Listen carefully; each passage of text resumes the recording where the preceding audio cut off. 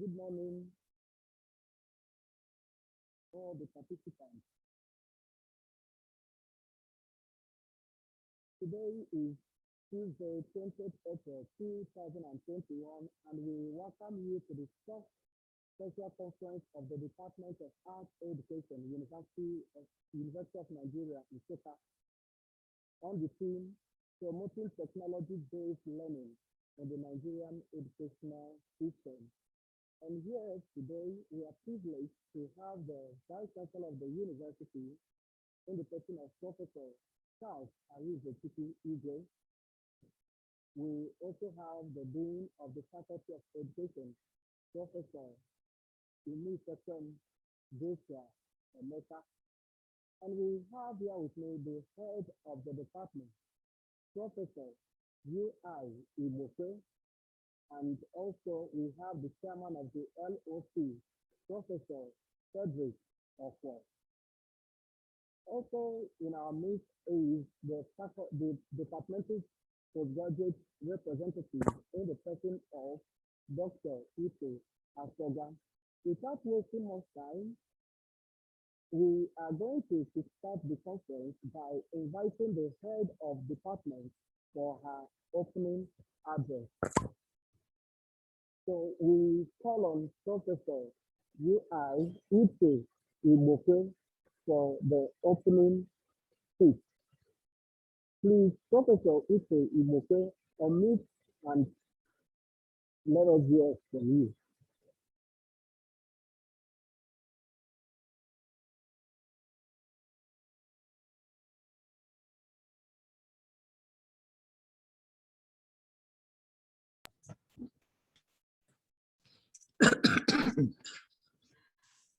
We open this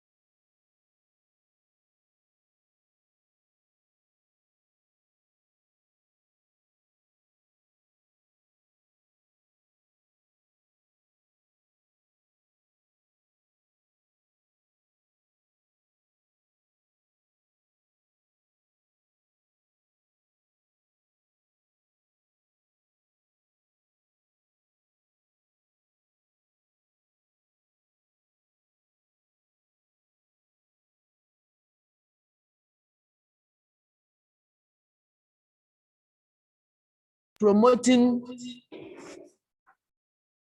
technology-based learning in the Nigerian education system. Technology-based learning, TBL, constitutes learning via electronic technology.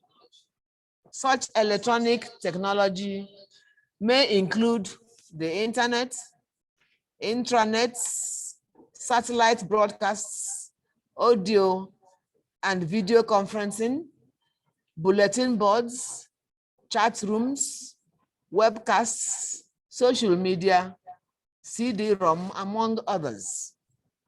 TBL holds the promise of significantly transforming the way learning takes place because of its numerous advantages. Among these, TBL fosters greater accessibility to learning by offering learning opportunities unlimited by time and geographical location. It can be adjusted to suit both large and small groups, since it can accommodate large numbers of learners at little extra cost, and smaller groups of learners that otherwise would not be able to take part in traditional classroom training for lack of enrollments. Further, the content of TBL courses, especially those that are delivered online can be centrally developed and updated whenever it is necessary, thereby saving costs that may be incurred in substituting outdated course materials and retraining teachers and instructors. From the perspective of the learner, TBL can be self-paced and matched to the learner's needs. It builds on pedagogy that emphasizes the gains of discovery learning, as it is likely to promote greater comprehension and retention, particularly for complex materials, by providing opportunities for the hands-on manipulation of course materials and the use of simulations and gameplay. Perhaps for these reasons, TBL has witnessed marked growth in adoption, especially in the Nigerian system. In this conference, scholars are expected to explore the theme of technology-based learning and, bearing in mind its potential benefits, provide useful suggestions that could lead to its sustainability in the Nigerian education system. This could be achieved through presentation of papers on topical issues affecting technology-based learning in the Nigerian education system. Therefore, you are expected to participate actively in this exploratory process, as well as make useful contributions as we commence this academic journey. On behalf of the Department of Arts Education, Faculty of Education, University of Nigeria, Nsukka, I welcome you to this unique conference.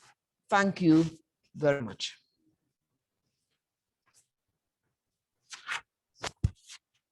Thank you so much, Professor Uche.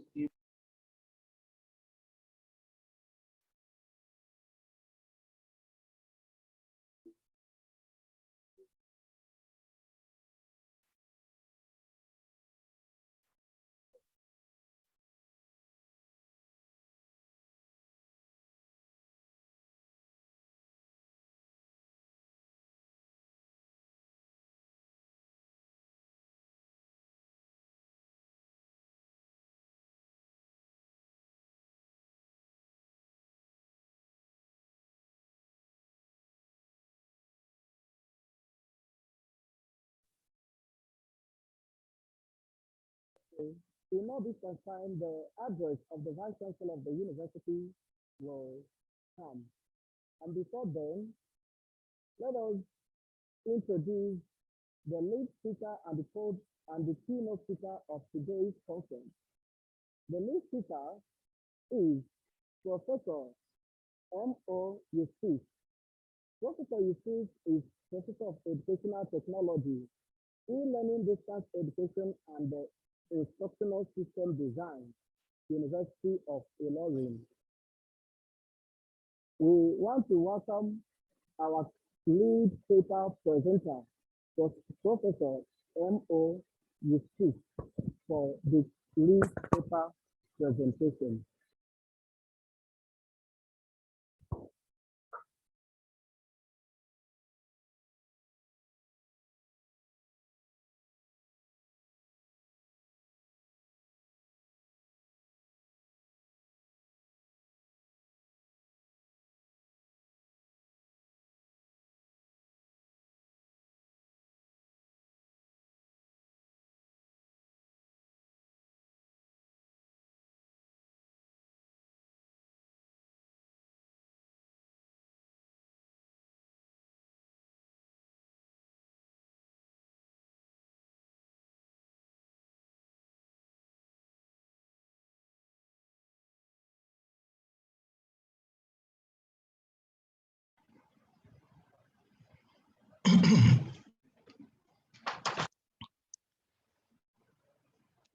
Good morning, everyone.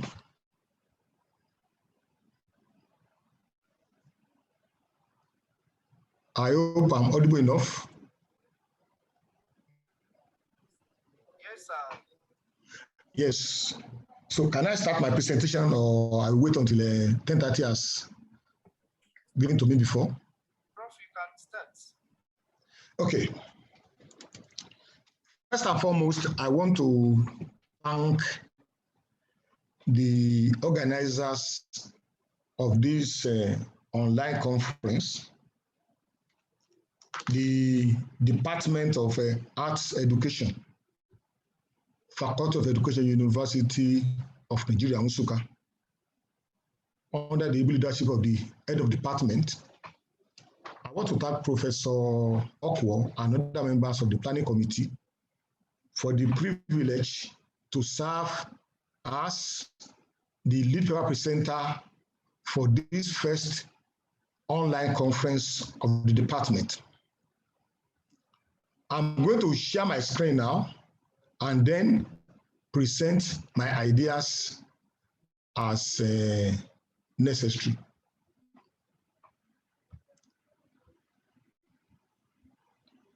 We are talking about an important issue that is recognized globally as central to any educational system. When you look at what we have within the Nigerian school system, there were issues, particularly when we had the recent COVID-19 pandemic. So I've titled my presentation as Promoting Technology-Based Learning in the Nigerian Educational System, the why, the how. Promoting technology-based learning in the Nigerian educational system, the why, the how. First and foremost, I want us to understand the focus of the presentation. And I'm going to present this as outcomes so that all of us will be together regarding the goals or the outcomes or the objectives for this presentation. First, we want to discuss and contrast among major terms associated with TBL, technology-based learning. There are 5 major terms which are related to this.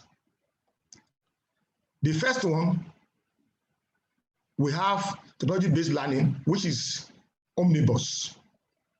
Second one, technology-enhanced learning. The third one, technology-enabled learning. And finally, the fourth, technology-delivered learning. These are terms that we must agree on so that we won't have issue understanding the presentation.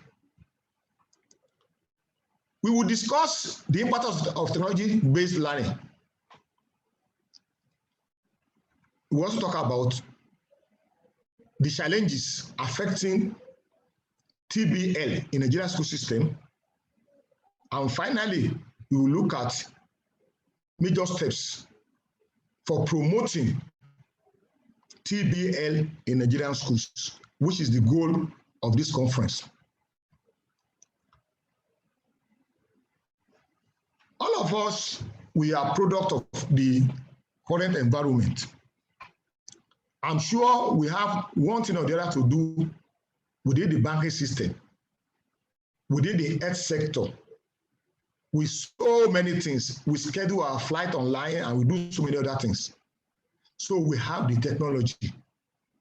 We will ask the question, this technology, how far has it impacted the school system? We will start by looking at how laymen or laywomen will refer to technology-based learning, and they see TBL as using the internet for knowledge acquisition or for learning. Oh, technology, oh, you are talking about, oh, e-learning. Oh, you are talking about online learning. You are talking about internet. That is the focus when they look at the issue of TBL. And somebody who is even an educator, some people will assume that, oh, once you can use PowerPoint for presentation, what we have is technology-based learning. We want to look at all these issues so that we will have concrete ideas regarding what are the major components or major issues regarding TBL within the Nigerian education system. The terms which we have noted before: technology-based learning, technology-enhanced learning, technology-enabled learning, and technology-delivered learning. We are going to clarify each of them so that the presenter and the others who are part of this presentation will understand what we are saying clearly. We will ask the question, this concept, is it a new concept? The question is this: ever had technology-based learning before? This is a question we can ask ourselves. Looking at this picture, we can see books, radios, films, VCR, projectors, and e-learning. So the word technology-based learning is not new, particularly in the field of educational technology. Every age has evolved using the technology of the time. The technology, they were not developed originally for education, except the books. Some were developed for entertainment. Some were developed for information delivery. But this technology were found useful and adapted to the need of education. Let's look at the trend. The book, we have the Gutenberg Revolution in Germany. That was the first set of technology-based learning. Before then, you had to copy physically content. But with the printing press by Gutenberg in the 1440s, in fact, technology, education became easier through the book delivery. That was a level of technology-based learning. Then the film. One of the 20th century scholars said students will no longer need the books, that they will be taught through their eyes using films. Is that true? That tells you at the time the film was the center of technology-based learning. Then the radio from 1900, it was so prominent for instructional purposes. Then we had the TV. During the Second World War, it became so prominent that it became the major means of training for most people who were to be trained as soldiers. After the Second World War, it became prominent within the school system also. And the video, some of us were part of this revolution. In fact, I had my thesis on video and slide tape, just to tell you about the importance of that technology at that point in time. We also have the PC, which revolutionized and became the precursor or the harbinger of the current information age or technology age, where education is defined within the context of how technology is applied within technology, within instructional settings. And from there, we have the multimedia. I've gone through all these levels so as to indicate and point out to us most of those things that we are talking about, most of those things, they are technology. So the idea of technology-based learning is not new, but we can say it has been transformed from what we used to know as technology-based learning. We'll now move to the next level. So, for our presentation, what is technology-based learning? That is very important so that everything will not be technology-based learning. It is simply the integration of instructional technology into the teaching and learning environment. That is the word. And in another word, use of technological tools and resources for learning. Whatever use that is technological tools, that it can be analog, it can be digital. Once they are used for learning, they are technology-based learning. And there are so many approaches using TBL. It can be through the problem-based learning. It can be through the student-created content, collaborative learning, and so on and so forth. That is the first concept we have examined now.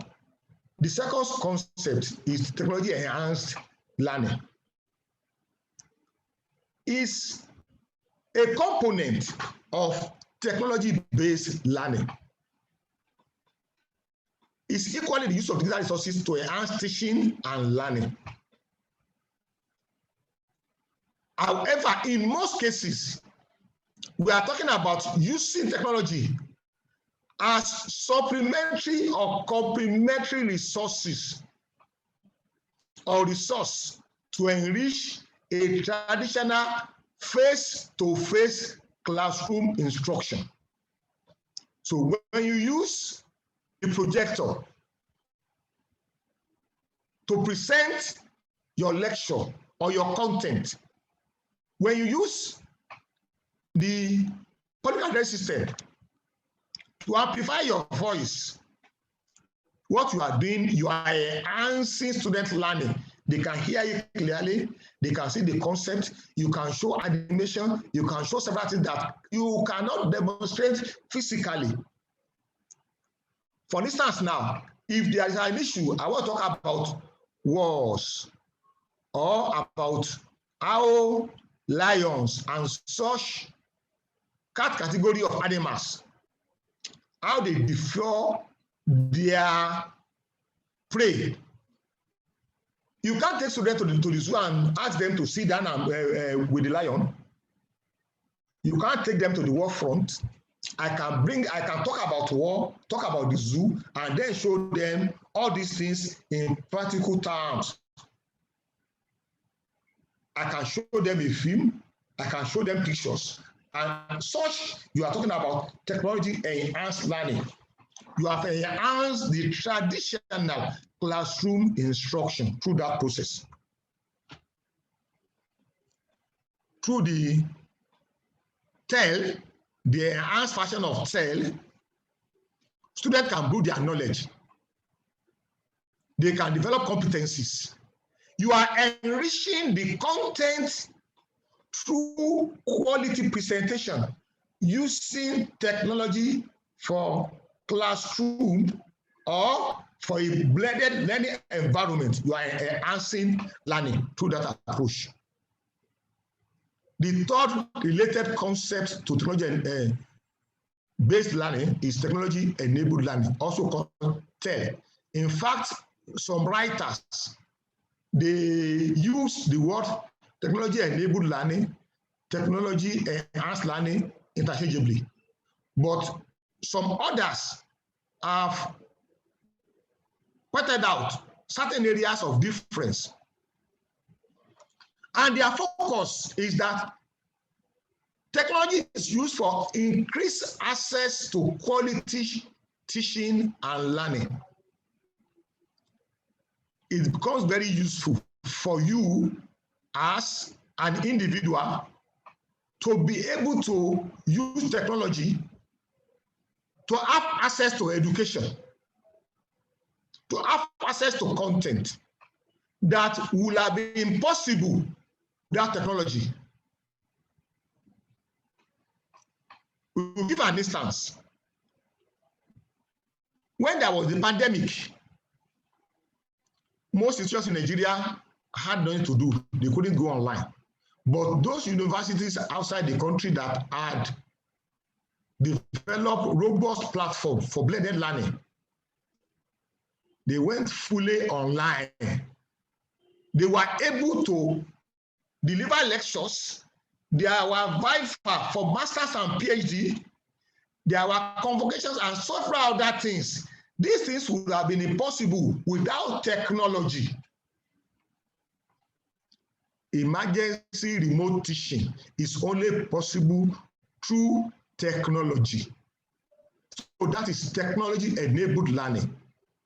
When you have people with disabilities, it may be visual, it may be physical, it may be mental. When you now use technology to assist them to learn, that's technology-enabled learning. When you have people in remote areas that are inaccessible and you want them to have education as part of certain responsibilities, what do you have? You have technology-enabled learning. So it is always transformative. And one of those things that they emphasize on that technology-enabled learning is the mobility. Learning becomes easier 24/7, anytime, anywhere, by anybody, at any place. And you have this technology at low cost for people. For instance, now, to buy a good laptop, maybe you need 150,000 naira, but with 20,000 naira, you can buy a smartphone which you can use for learning. Technology had enabled you to have access to learning. And like I said, it's anytime, anywhere, any day, any place learning. That means 24/7 learning. And the final term, which is important, is what we call technology-delivered learning.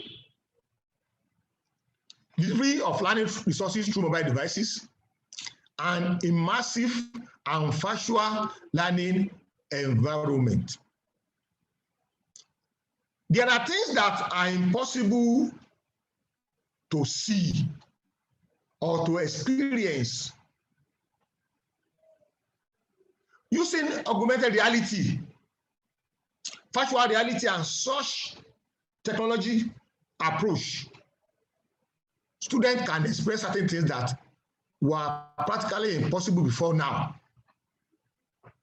Artificial intelligence curates facts across and can provide information.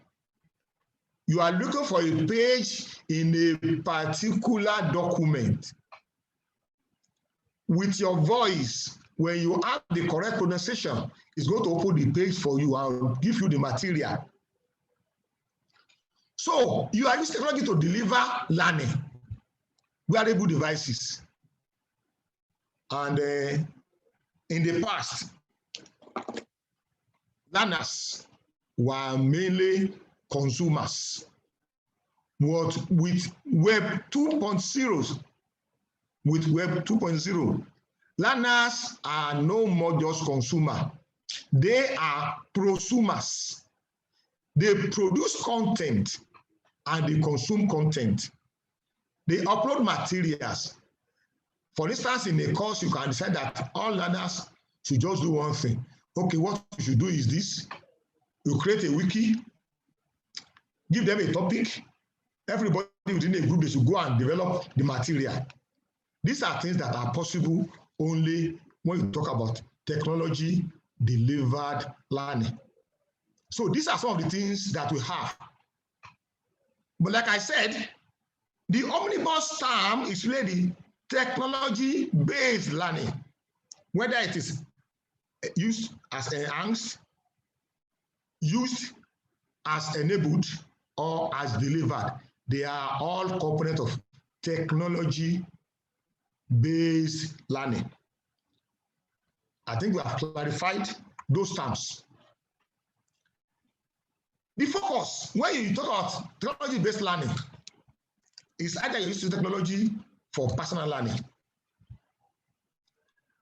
Some of us, we have gone online to register for MOOC, massive online open courses. These are courses you don't need to pay any money. You can go through it, you can learn something. If you pay a little, you can earn a certificate or a diploma. There are people who are earning degrees. So without somebody prompting you, you can go online and learn personally for self-improvement, personal development. TBL can assist you in that. It's not for a degree. It's not that you have a course to do, but you want to develop yourself. Because whatever you had learned several years ago as a professor is already outdated. Knowledge changes within a time frame of 5 years. For instance, in my field now, I don't know of the courses that I offered in the 90s that are still relevant, really, like they were to the courses I teach now in my class. So that means I must engage technology for personal learning. There are also times you use technology not for personal learning. Not for personal learning. Technology, you use technology for other purpose. And that is, you are using technology to serve as workplace learning. UNN or any other university can decide that there is the need for people to be able to use a particular approach to teaching now. For instance, you want to deploy LMS, whether Moodle or Canvas or Blackboard or any of those ones. What will happen? Are you going to now ask them to go to a university to go and learn again? No. You design a workplace learning. You can now develop some materials, and the materials will have textual components, which can be either PDF, it can be PowerPoint, it will have video component, it will have audio component, so that people can go there on their own and they can learn. You must learn. That is at the beginning. You must relearn. You must unlearn, and so on and so forth. And you can only do this one when you're in your workplace. That is natural. The next is technology for education. This is what we do as lecturers, tutors, and instructors. When you teach your students, you use PowerPoint presentation package, or you use open presentation, or you use Google presentation online, and so on and so forth, or you use the Moodle LMS, or use other packages. What you are doing is technology for education. So technology-based learning can be for personal learning. You do it on your own. It can be that your workplace, a university or a college or an institution decide to have it delivered to you through technology, or it can be what you even use as a lecturer or as a teacher or as an instructor or as a tutor to deliver your presentation to your student. And whether for personal, whether for workplace or for education, there are four major approaches. Four major approaches which we have in terms of how you can use technology. It can be through the didactic approach, the didactic approach. And what is this? We are going to talk about it. Is simply the teacher-centered approach. It can also be learning by doing, experiential. It can also be discovery learning approach. And finally, it can also be social in terms of discourse. There are several variants of all these four major learning. What we have done is just to look at them from four perspectives: either didactic, or doing, discovery, or discourse-based learning approach. The didactics, we are talking about teacher-centered method of teaching. Our students, mostly passive listeners, which is formal learning. When you use your projector, your PowerPoint, or you just put your PDF, you deliver them through either Telegram or through the LMS, and such means without students' active involvement, without student activities, automatically you are using the formal learning approach, which is the didactic learning approach. The next one is what we call the doing, the hands-on approach, where students interact with their environment. This is a very good approach to learning. You provide the materials, the students will explore. Based on what they are seeing, what will they do? They will learn. And remember, there's always this adage that says experience is the best tutor or the best teacher. That's why technology-wise, you should know that we will not encourage the didactics, just deliver using PowerPoint, deliver just video to them, or you use the Zoom like we are doing, or you use PDF and such means. At the end of the day, nothing has changed. What you have done is to transfer the physical classroom online. Nothing has changed. You are transferred the candid classroom environment to the online environment. Nothing has changed. Then there is the third approach, the discovery or inquiry-based learning, where learners are encouraged to build on their past experiences to find out things. This is informal learning. It's constructivist approach to learning. And the final one is what we call the discourse, interacting with others. You learn from others. In fact, you collaborate, you cooperate with others so as to learn. We will talk about technology-based learning from the last three approaches. As a good teacher or a lecturer or a tutor or an instructor, please do not adopt LB technology, TBL, using the didactic approach.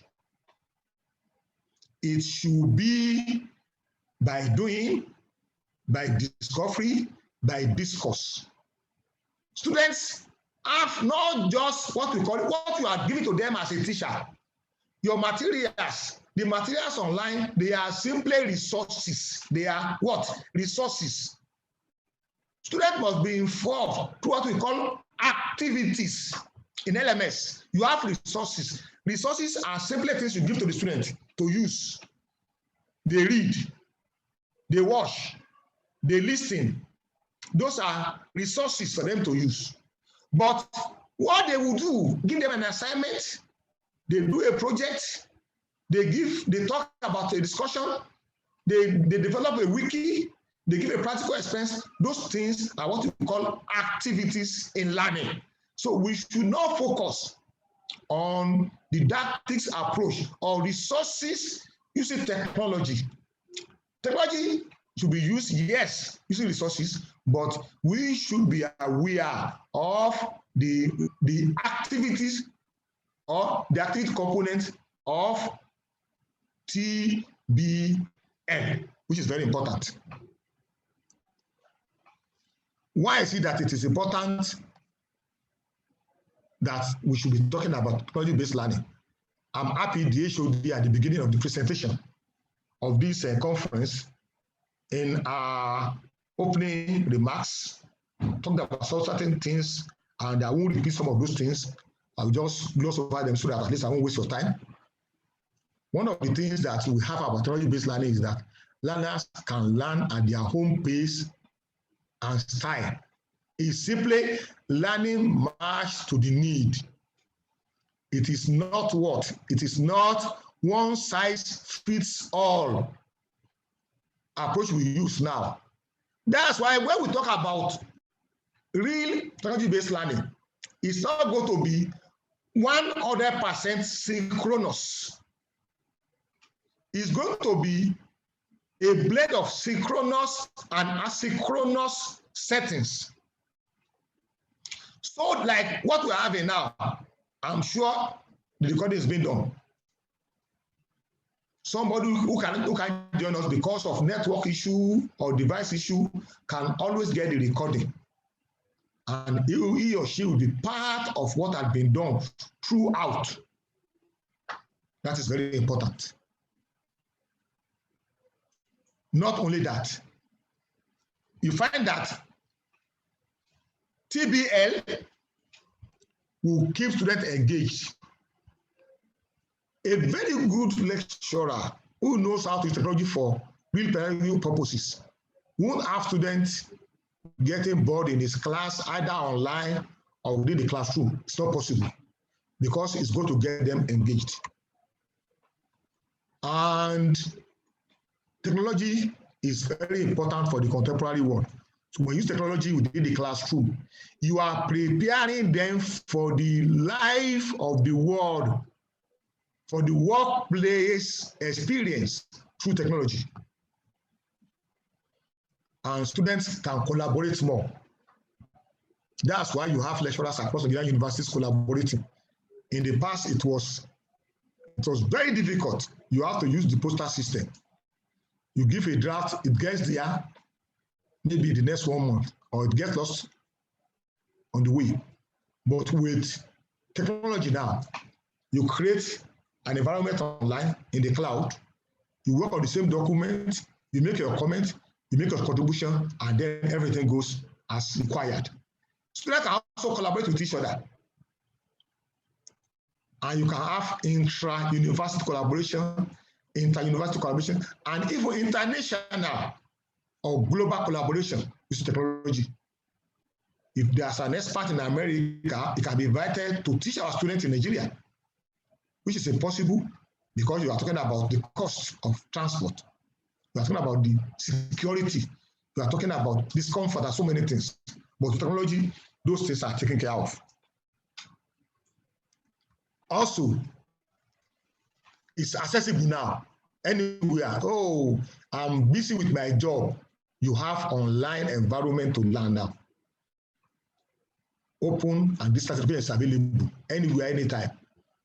I only have time at night. Yes, go ahead and learn. Then full scalability. The full scalability, we are talking about the opportunity for you to expand in terms of student intake and resources.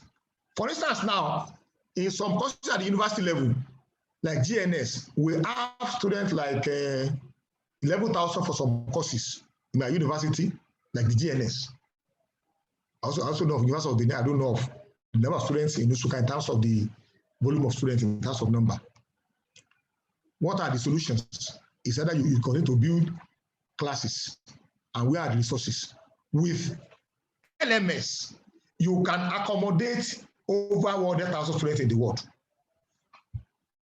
So, not only that, you don't need to start replicating your resources. You just need to improve it every year. It's already there. So, the scalability is an advantage. And there's a need for you to improve. Oh, there was an error. I want to go there. I want to go and correct. What are you going to do? You just go there. You do it, and everything goes as expected. So, you know, if it had been printed, you must go back to the press. It takes months to correct. But within seconds, you have corrected something that you realize was a mistake or an error. And you can have streamlined and effective learning delivery. Technology-based learning, for instance, if you are using the LMS, the Dean of Education, University of Nsukka, anywhere in Nigeria or anywhere in the world, can monitor the progress in terms of lecture delivery by all lecturers. But now, you don't even know what I've done as MO Yusuf in my class, because it is a physical class. In technology-based learning, you can see there are evidences of performance in terms of instructional content, in terms of student activities, in terms of your visit to the site. These are things that the day or the university authority can have access to. So it makes people to be accountable. And from what we have heard, students, they retain better when they are taught using technology. And then also, like I said, learning accountability. And you can also document everything that you have done. There are times a student will come and you can't find his transcript, you can't find his materials, but if everything has been done online, what you have is you have one, the on-site backup, you have the off-site backup, so that at least not everything will go down at the same time. You can always do backup so that with ease you can get back the document and you can retrieve very easily. If you go to the store, you spend the next 3, 4, 5 hours or days, but with just knowing the file number or the name for the file, you send the query, it comes within seconds. And you also have seamless operation within the school ecosystem. The ecosystem, not eco, please, sorry, ecosystem. We are talking about students, they get admission, they get registered for courses, they fill attendance sheet, they do all these things. Digitally, you can capture everything within seconds. The University of Ilorin, we have a law that says a student must have had attendance of 75%. I don't know, maybe that's also the condition in Nsukka. How is it possible for you to now take attendance in a class of 700 or even 200? You are going to spend your hours. But with a biometric data capturing machine, everybody that attends, the lecturer, so whether you attend your lecture, the VC will know, the day will know, because it's going to send that, okay, Yusuf is in this class. Once I touch it, I will clock in, says I'm getting to the hall for the presentation at 8:24. And when I finish, or in another time, then I clock out. You can know, yes, I was in class throughout. I was not in class. So you can't do what we call fraudulent activities with that. And also, you can collaborate intra and international. So those are the things. Now, what are the challenges? The why? Why is it that Nigerian universities, they were saying Nigerian universities and Nigerian schools, we are keen to it. The reality is that we are not yet there. Let us not kid ourselves. That's the reality. We know this, we are not yet there. Why? What are the challenges? There are so many. Institutional leadership. Most institutional leadership don't even support technology-based learning. They believe in technology for administering the school system, not for institutional purposes. That's why our universities were able to deliver online lecture when there was pandemic. I'm not talking about just online, quality online lecture with good LMS. How many universities in Nigeria? And we are supposed to be the apex of educational institutions in Nigeria. So if we can't do it, we are talking about projects or colleges of education and the secondary schools. The leadership focus much more on the money they get through payment of staff and students for technology. And they see it as IGR, but they don't invest back into the system, which is the problem. And the lack of techno-pedagogical skills. This is very important. We are talking about skill to use technology for teaching and learning, not just technology for technology's sake.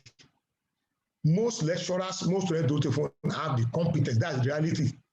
We shouldn't kid ourselves. Then there's also the poor motivation and expectation. People are not encouraged. People are not motivated. The salary is not enough for you to even take care of the family. You are talking about buying data. For instance, now, if you want to have like 1 gig in a month, how many days will it take you? When you stream online or you do anything online, within hours it's gone. So like, if you are using the Nigerian telcos, their data, not the university-based one now. Somebody said, if you want to have quality instructional environment for your students, you need like 100 gig every month. And you know the cost. The cheapest is 20,000 naira in a month to do that one. How many of us can afford that one? There's also the digital divide. Where are the devices? Most of our students don't even have the money to pay school fee. I'm talking about buying the materials for them to go online. That's impossible. And there's social loafing. Social loafing, what we talk about that? We are talking about social isolation. Students, they feel they are used to the face-to-face classroom. Online, they feel isolated. They don't have the resources. In fact, they are there with you online, and then the network is bad. Or at times, while they are there, something happens to them, and they just avoid your class at the end of the day. Social loafing. These are issues that are bad. That are bad. And then there is the higher attrition rates, which you have. Students, they join your class, within some seconds, they are off the class because of problem that they have. And the other challenges are also what of those with disabilities. When we started the online presentation or learning in University of Ilorin during the COVID experience, those students who had a disability had to talk to us. So we had to train people about how to prepare audio for those who are blind. We have to provide audio components. But how many of us will be able to do that one? These are issues that we have. And then at times you have the university, they are invested in technology in the past. Those ones they have now, they can't disclose it, they are still working, but they are no more compatible with the contemporary ones. You have your radio, you have your devices. What do you do now? So it's affecting these things. And then, like I said, you must spend money to have quality online presence. It's not just free of charge. And at times people talk about lack of credibility, particularly for those who go into the distance learning aspect. But those ones are being addressed now in technology. And then, as of today, we do have national infrastructure that can accommodate so many people online. So many people online. So you have that problem, and it's always a problem. The how, we are talking about what do we need to do now to promote technology-based learning, which is the goal of this conference. What do we need to do as individuals, as institutional leaders, to promote technology-based learning in our schools, in our universities, polytechnics, colleges of education, our secondary schools, our primary school, as obtained in other countries. It's not difficult. We can achieve it. The first we need to do is we need to develop what we call institutional e-learning plan. I did an informal investigation of most Nigerian universities during the COVID experience. Most, I didn't find anyone. So, but I'm not claiming to know about everyone. I didn't sample all universities, all the universities are there. None of them had what we call institutional e-learning plan. Most have ICT plan. That's not e-learning plan. Most have distance education or distance learning plan. That's not e-learning plan. E-learning plan will take care of both on-campus and off-campus technology-based learning. So, and this will prevent a situation where institutions are doing what we call fire brigade approach to online learning or blended learning or what we call the hybrid learning. In fact, no university in Nigeria should be offering 100% face-to-face instruction again.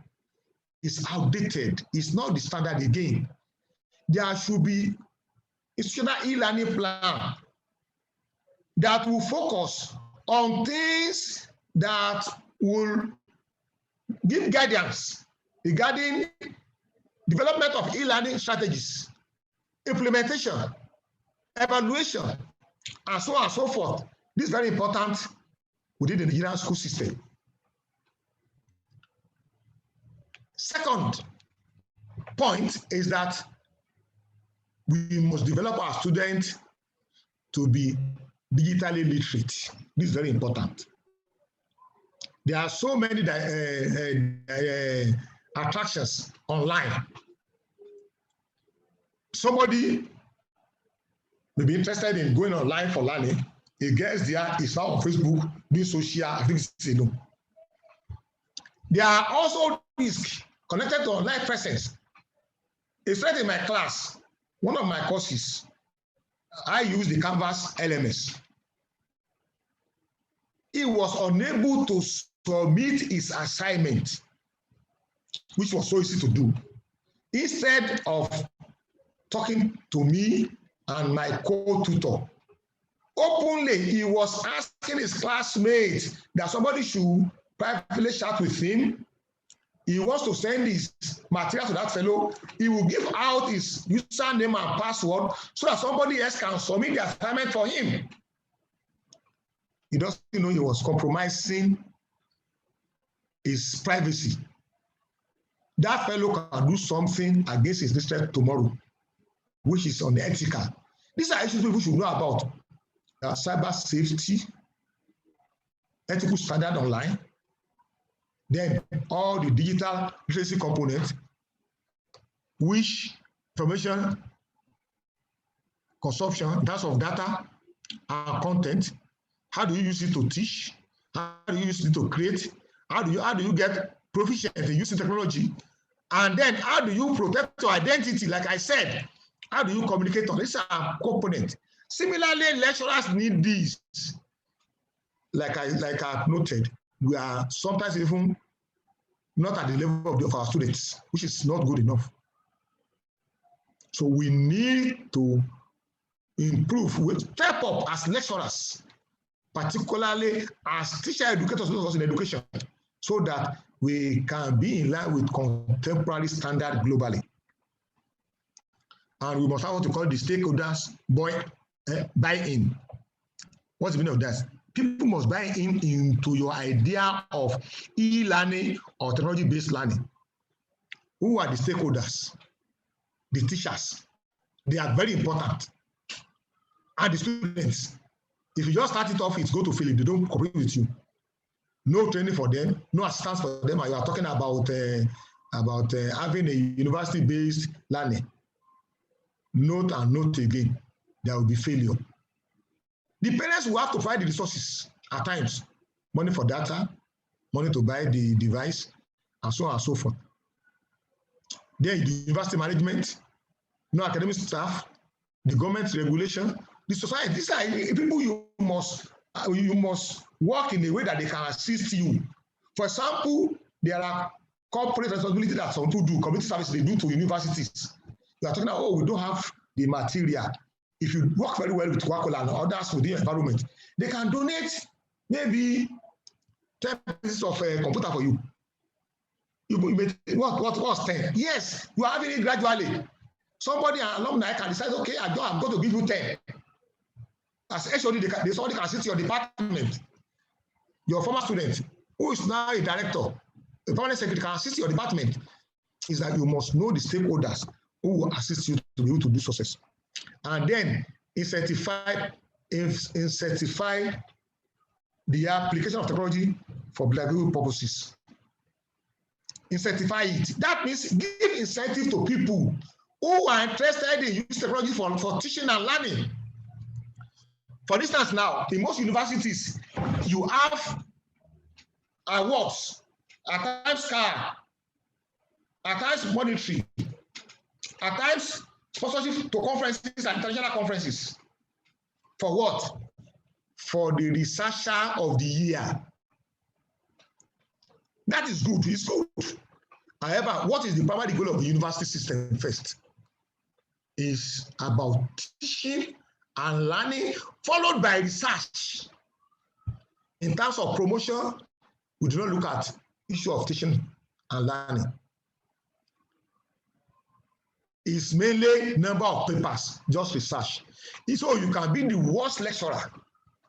You may not develop your courseware online. You still have your promotion, you become a professor. The primary goal has been lost. Look at the vision of a university, every university in Nigeria or anywhere in the world. It's about teaching, about learning, then research, then community service and others. Can we now have the best tutor of the year as incentive for those who use technology for teaching. You can see the evidence through the elements. You can see what they are done. You can ask students. These are things you can use. So give incentive. You can give people as incentive. Okay, if you prepare your material, we are going to give you, if you have your course fully online, I'm going to give you 100,000 naira for that. Let's give incentive to people so that people incentivize the application of technology for pedagogical purposes. It's very important. Also, this is very important. Let us use the system design to develop our materials. And this one, I'm going to talk about it. Please, as lecturers, break your content into meaningful modules. You may have to jettison that every week. I'm going to have this full content. No, break them into modules. The modules will now have smaller topics. And then, in your instructional content, use multimedia elements. Insert video, have audio, infographics, have animation for increased learner engagement, and for them to be able to use what we call different styles for learning. Somebody who has difficulties in reading books may be interested in watching video, and with the video, he learns your content. While he's in his vehicle or from the campus of Nsukka, is going down to town because he lives in town, you can just listen to the audio content of the social content.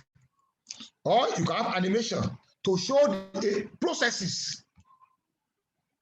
These are things you have in the element of your instruction. And create scenarios. Create scenes, scenarios, based learning. Don't just create a scenario so that students can now apply the content to real life issues. When you create the scenarios, students know what they are doing, because from the scenario, they can have what we call a connection between what they have seen and what is happening. Also, gamify content. What's gamify? Make your content available to students as a game.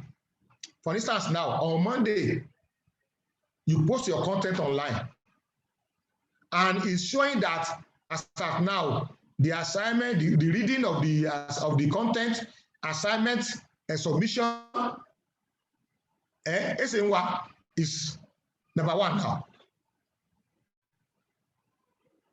Or it's showing that Okwo is number 1 now. So when you see that one as a student, you want to work also, you want to be number 1 and number 2. You are competing positively now. So it's not that you are going to give anybody. You can either give badges for the first fellow to finish at the end of the week. So you gamify. You use the game approach for your content. And then make your content visually appealing. Don't let them have distractions that are not important. Use white spaces and be consistent in your structure so that they know the structure of your course. And don't be universal design for learning. This is the principle that allows anybody, no matter disability, to be able to use it.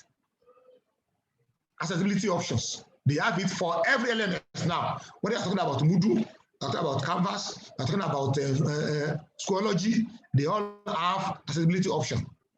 If in your Word, PowerPoint, they have accessibility option. These are things that you need to ensure. And go for open source operational resources. These are materials that are already online for educational purposes. There are video, there are audio, there are PowerPoint, there are several things. Just go and use them in your. Once they are open source, there are so many open source options. There are so many up there. You don't need to reinvent the wheel. I don't have the materials. Just have your own point. Then link them to those open source materials. And then using open source software for your LMS. Because if you use the patented ones, overall, every year you are going to pay money. Then you can customize. Train your internal staff, IT staff, or those who are in the LMS area to know about how to customize the open source software for their purpose. That's why you can customize the Moodle LMS such a way that one, you can have your logo, you can have your style, you can have your own approach to it. In fact, you can ensure that each faculty is distinct from another faculty using the Moodle platform, depending on your ability. Go mobile. Ensure that there is what we call responsiveness in terms of design.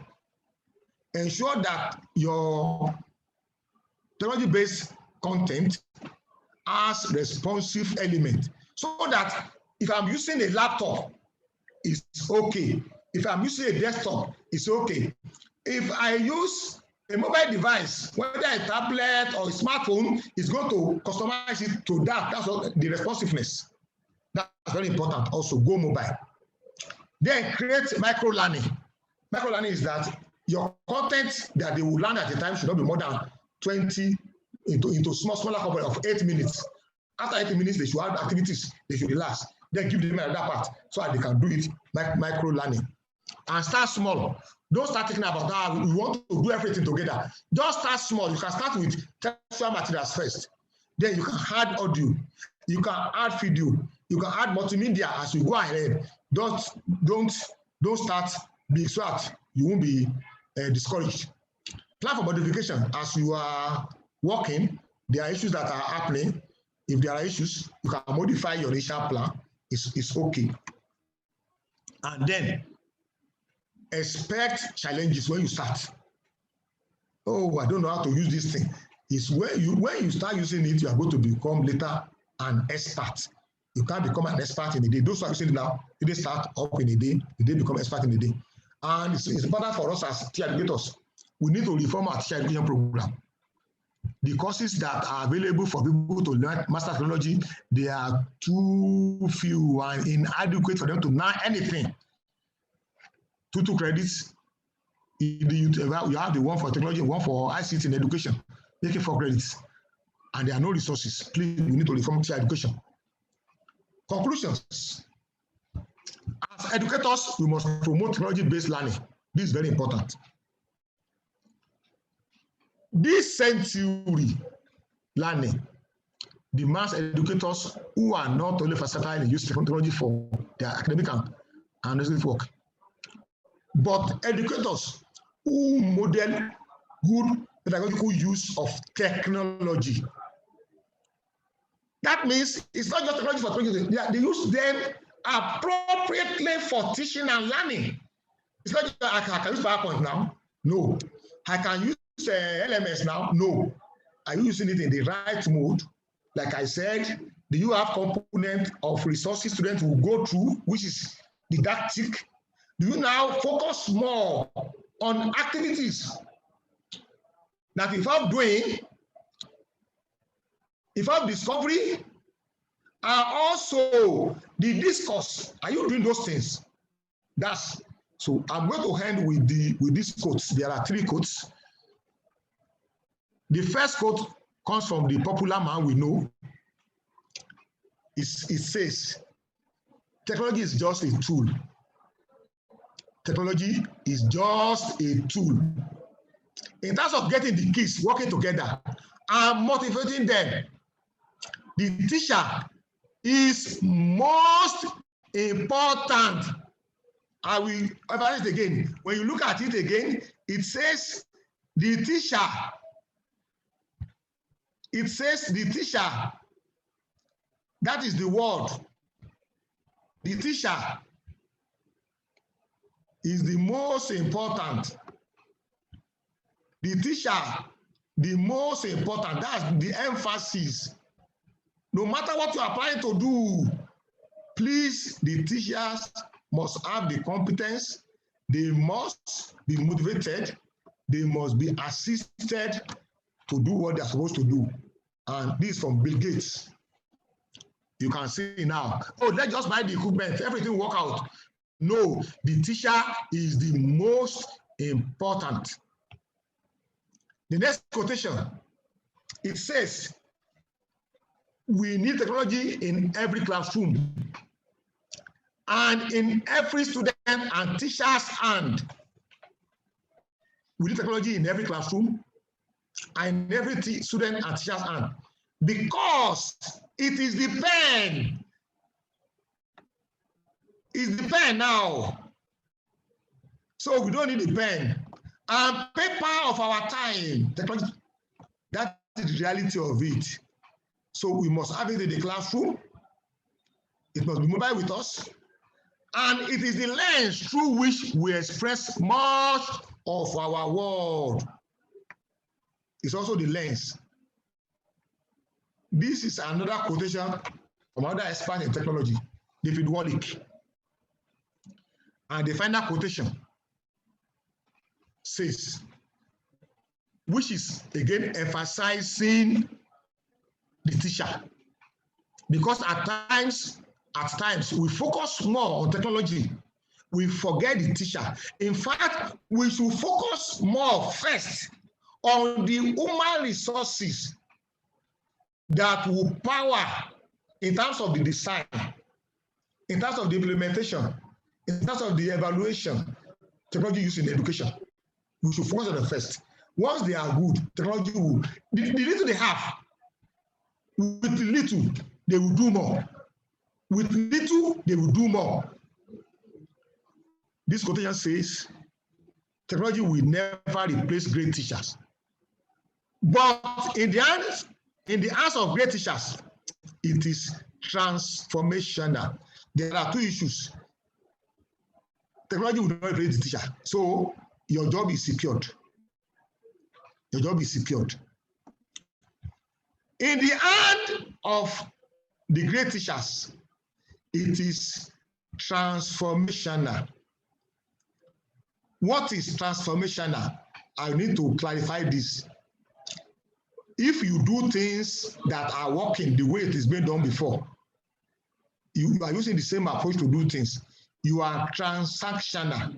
You are transactional. But when you use things in a different way to be able to achieve certain things, you are now transformational. A good, or what we call a great teacher, will use technology to transform learning from teacher-centered learning to learning-centered learning. I didn't say learner-centered learning. You can center on learner and you will not learn. But learning is the goal.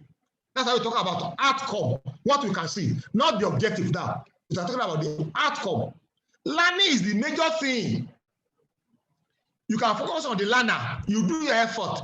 The learner will not learn. If it's teacher-centered, in fact, that is even bad. But when you are learning-centered, that means everything possible, all strategies possible for somebody to learn, you are going to use. And that is a quotation from George Couros. Here we stop. The references are there.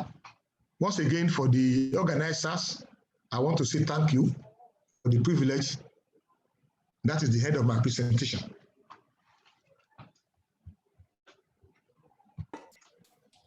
Thank you so much, Professor Yusuf. You've done justice to the topic, and we are very happy. Of course, I know all the participants learned a lot from your paper presentation. We appreciate you.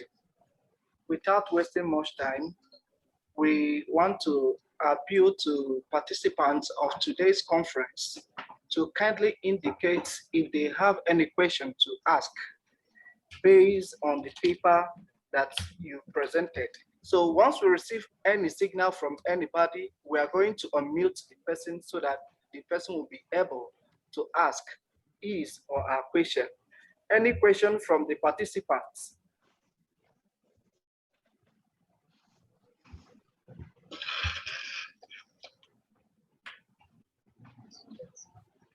Participants, any question? If there is no question, then we will go to the next item in our program. Okay, we have someone raising hand.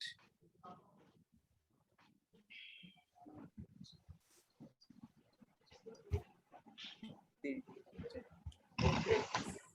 Jen Davis, you kindly unmute yourself and ask your question. Jen Davis. Go ahead. Yeah. Hello. Good morning. My question goes like this. Hello, can you see us? Yes, yes, we can Hello? see. We can hear you. We can hear you. Okay, fine. So go ahead. Okay. Please, elaborate more on learning centered. I need to understand it more, please. Okay.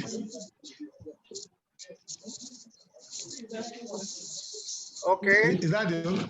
No, we still have another participant that wants to ask. Chris. Okay, now ask your question, Chris. Have a question. Just raise your. Good morning, ladies and gentlemen. You're welcome. My question is based on what the Prof has enumerated, and we know the situation of the country. For us to actually go on TBL or TEL, we need to have fun. It takes money and data, like you said, 20,000 data, that 100 GB for a month is what one would expect to use to be able to participate efficiently in online learning. So what is his advice with regards to the situation of lecturers not being paid and salaries being owed? How do we key in to be effectively participating in technology-based learning? What is his advice as a professional? How do we source the fund? Thank you. Okay, thank you, Chris. Any other person? Okay, Professor Yusuf, kindly Okay. address the questions. Yes, I'm going to. So I will start by talking from the first questioner's question, learning centered. Over the years, we have heard about what we call the instructional objective movement. All of us, we have been taught about the Bloom's taxonomy, the Brunner, and so many others who are behaviorists. The idea was that what we had been doing was more of teacher-centered. That's why it was, we talk about teaching objective. That was the beginning. So, and they were talking about that one as teacher-centered. That means the teacher is using the didactic approach. Everything is centered around him. He is a sage on the stage. Later on, development moved to what we call the guide by the side. The guide by the side. We now talk about student-centered learning. Student-centered learning. And what is that now?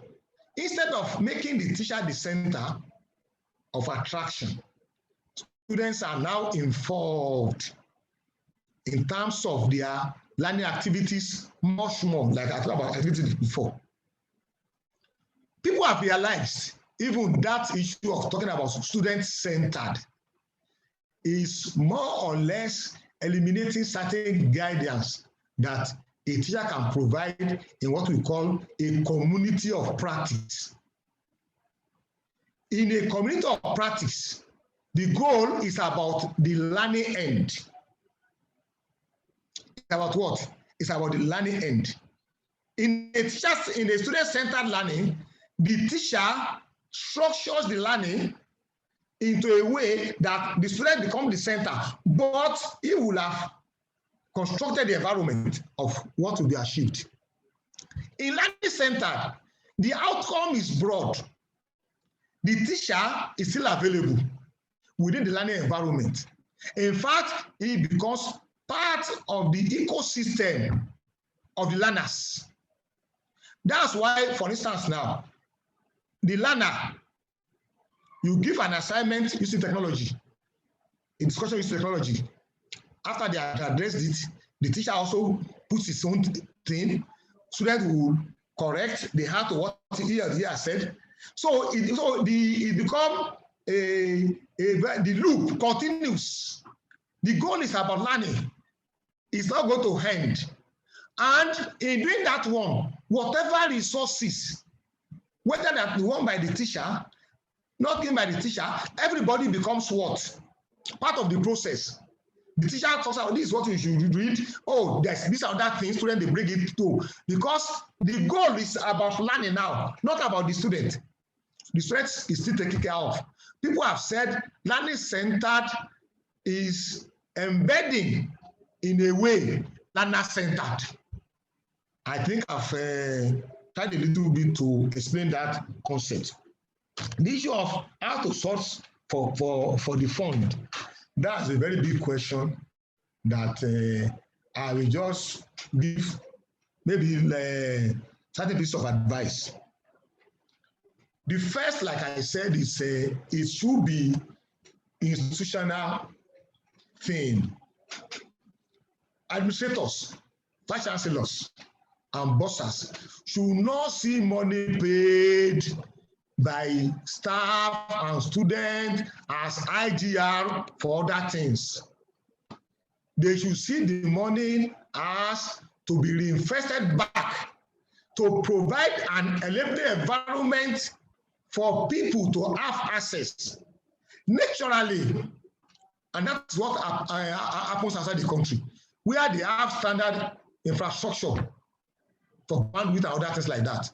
Whether you are within your office, whether you are on the road, whether you are in your house, you have access 24/7 to university-enabled ICT facilities. So you are going to spend nothing. But it's unfortunate in Nigeria here, you must spend your meager salary that is not even enough to take care of your needs, basic needs now. You must take out of it to buy your devices. You must buy your so we can only appeal to the administrators that they should do more. I'm aware that the TED fund gives to university fund for ICT. They should focus on that. They should now use the one paid by staff and students mainly to provide access. Nothing stops a university now say, okay, every lecturer within Nsukka, once you're in Nsukka city, where your residence is based, we will give you a radio so that you can even work from home.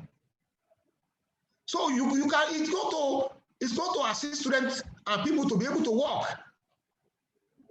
So that is one.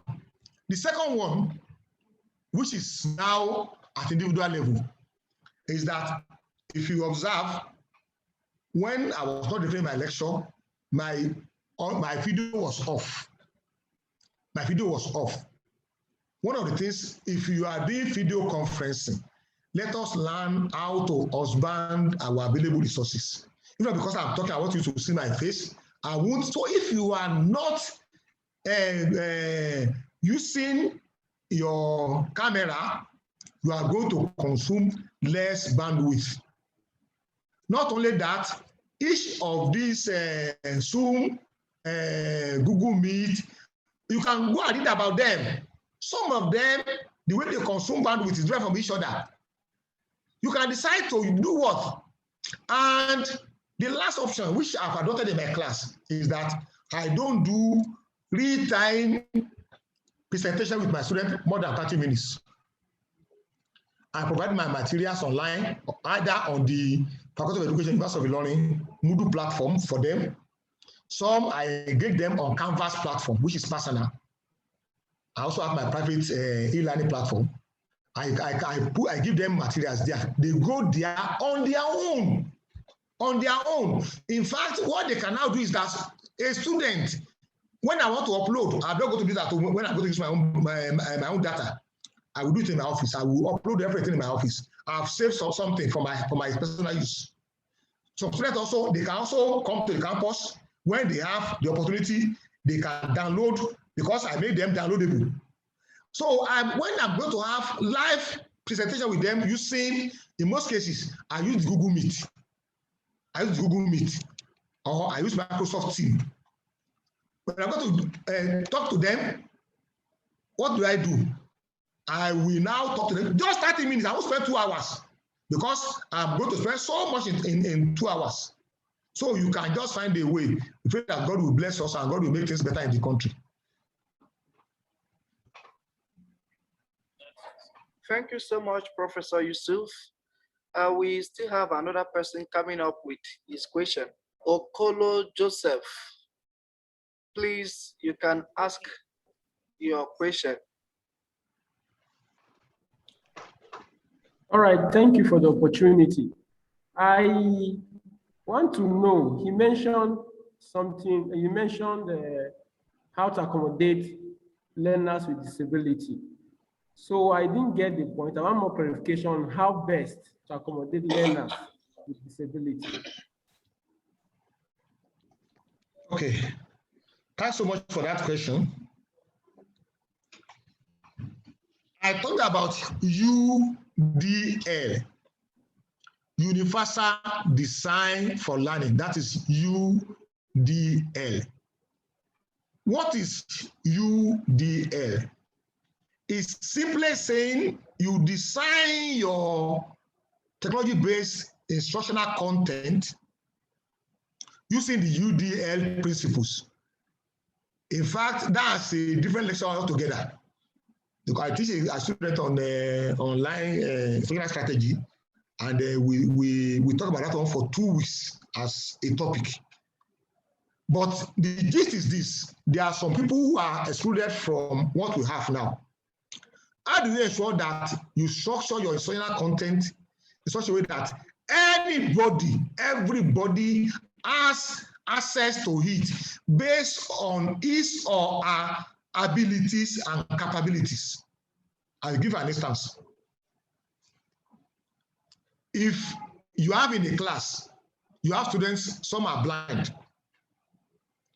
some are deaf and dumb. What do you do in terms of the content for that such a course? Remember, what they do now is that in the physical classroom, they have what people will call signers who will be doing this. They will be using their hand to do signs for those people. What do you now do? You don't have such a privilege online, or you want to go further. What you are going to do as somebody who wants to use the UDL for your social content so that it can accommodate any learner is that for every lecture content, when you have textual, you have, like I'm talking about open source software. There are free open source software that will automatically convert your textual materials to spoken words. They are free. Just copy and paste. And then you download, you put it on your LMS or on your platform. With that, you have taken care of those who have problems, who cannot see, but they can hear. What of those who can see, but they can't hear? Some people can hear, but they can't talk. What of those who can see, they can't hear? What are you going to do? Most software now, I'll give an instance. When I was presenting, you can see that there were captions because I used the Yoruba English. Like you have the Igbo English, you have Yoruba, you have Hausa English. Our intonation reflects the way we speak our language.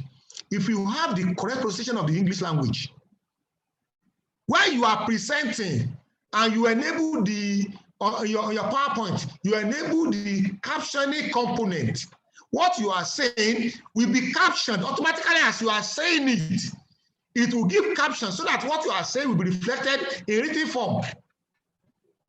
So just enable that one. When you are doing your PowerPoint, you are doing your recording. When you enable it, as soon as you enable it, what do you do again now? Enable it and then post it. Somebody who cannot hear what you are saying can at least see what is there. And if you have the language is not so good like my own now, you need to start saying some words will be pronounced and then to give a different caption. What can you do? You have software again with which you can use to caption so that your video will have element of captioning. Through that process, you can accommodate those who are problem with their ears. One of those, they can see, but the things are too small. For every package now, I know of Microsoft, I know of Google Doc and others like that. They have what you call, there is what you call accessibility. Just click it, click that accessibility. It will tell you that this thing is good enough for anybody to read, no matter the disability. If it's not good enough, it will tell you. And I will advise you, please, if you are not sure of your student, don't use color. The black is better. Some people, the yellow color will give them a different color because of their eyes. So there are other things you can do. Like I said, it's a very long area, the issue of UDL, but I think I've answered in a little way within the time frame available to me.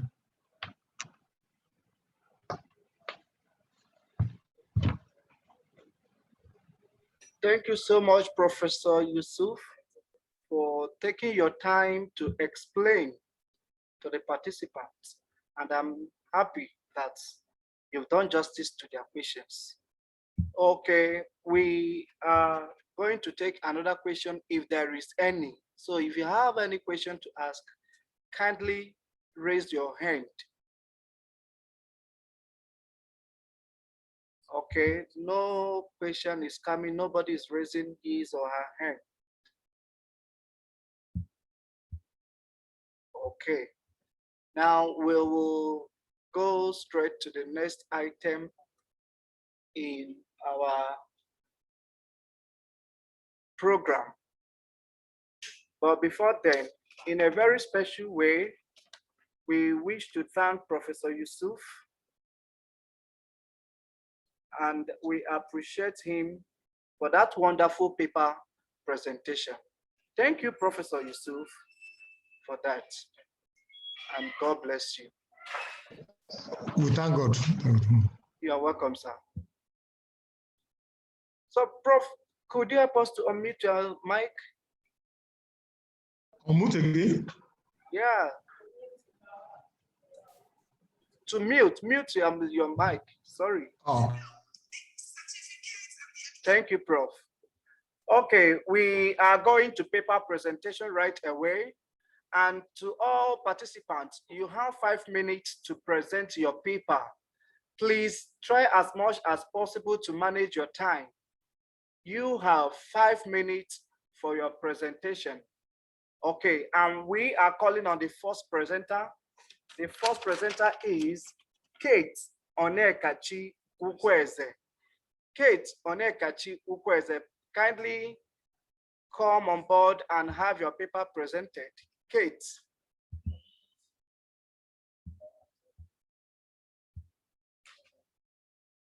Kate, are you there?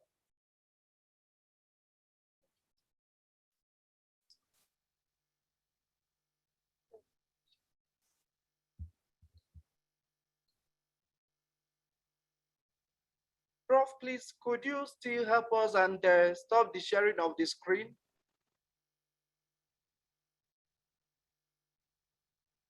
Kate, are you there?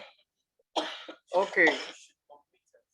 Kate, if you are online, please unmute yourself and present your paper. Okay. Kate is not there. Do we have Ochi Julie? Kate, can we hear you?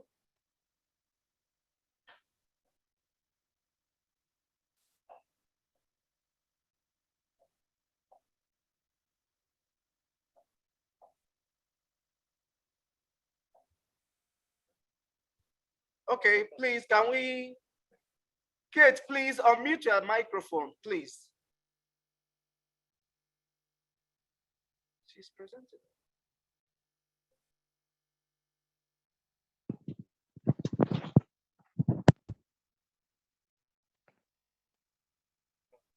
Kate, please unmute your microphone. Check your settings. Check your settings.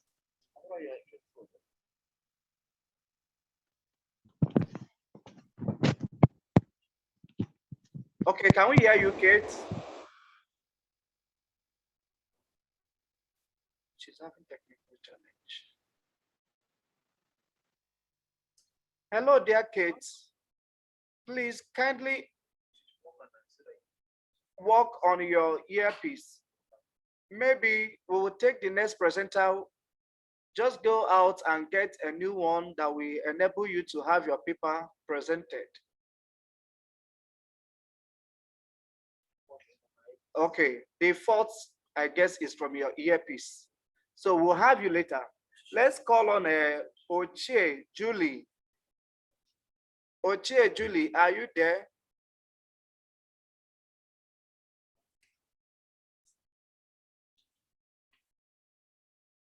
Ochie Julie.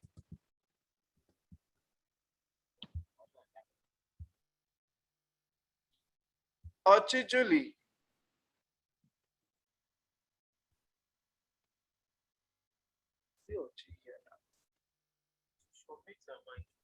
Hello, can you hear me? Yes, we can hear you. Okay, okay. Good afternoon, participants. Good afternoon, lecturers in the house. Thank you. Our topic for today says the digital language laboratory software solutions for every 21st century classroom. Digital language laboratory software solutions for every 21st century classroom. Technology-based learning in language education is being enhanced by the digital language laboratory. And in the heart of the digital language laboratory, we have the computer. And this computer, the software for language education is put in place. And for the teacher to be able to achieve or accomplish the learning goals, so those software should be used appropriately. And we have softwares, that is what we have looked at in this paper today. We have softwares for language education. We have Fluent2, we have DLL, we have Meetware, we have Orel, we have Zebro, Smart Plus, and we have Schoolshape. We have Fluent2, which is authentic videos. Authentic videos are used for language learning, to learn vocabularies and to learn grammar. And the child is expected, especially children that are very active in the class, children that are extroverts, excuse me, please, that are extroverts, they are very active, they learn more in such a digital environment. We have Meetware that shows when quiz and tests are being taken in the class, to know that I'm not just sitting down, he or she is not sitting down to write, but and the child is being scared, but it's not like that. But the child is confident, and the teacher learn to identify the exact problem of that particular child. We have the Orel software. The Orel software believes that the 4 language skills should be taught, and the 4 language skills should be taught in a particular order, which is listening, speaking, reading, and writing. Because when a child wants to learn a particular language, the child listens to a language first. The child does not just start writing all of a sudden. So that particular software teaches us to do that. And we have the Zebra software that teaches with speed. Children that are shy, they learn language through that means. And we have the Smart Class Plus. The Smart Class Plus is with whatever device you have. It could be the iPad, it could be your smartphone or your laptop. You can learn a particular language anywhere because it's being hosted in the cloud by the students. And also the Schoolshape language laboratory software is used for, is an authentic task-based activity, authentic, and it's experiential. The child, the learner, is asked to introduce himself or herself to a particular stranger, to a stranger, to order for a food in a restaurant. So this paper is trying to, we are informing the stakeholders in education that the one we want to use learn a particular language using technology-based learning digital language lab, the interest of the child should be put into a consideration, the physical well-being and the psychological well-being of the child, because all of these software put the child or the learner into consideration. Thank you. Thank you for that wonderful presentation and for managing the time very well. We thank you, Oti Julie. Thank you. Thank you. You're welcome. Okay, can we have Kate? Kate, are you ready now? Kate Onekachi.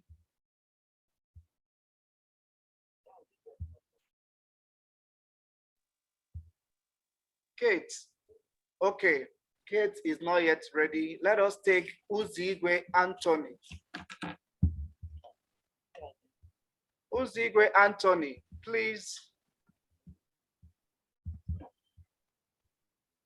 unmute yourself and present your paper. You have 5 minutes for your presentation. Anthony, are you here with us?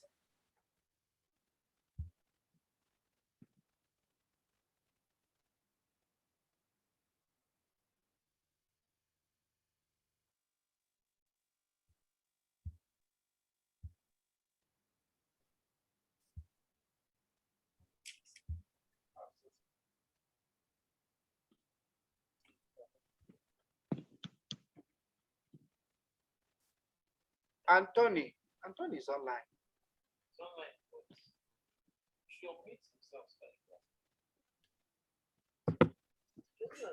Ah.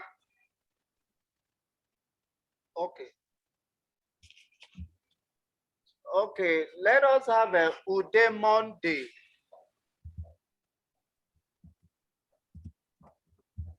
Ude Monday.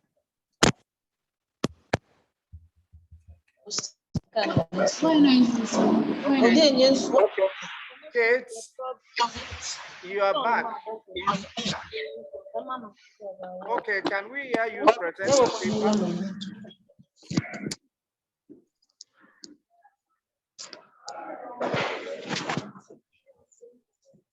Kate,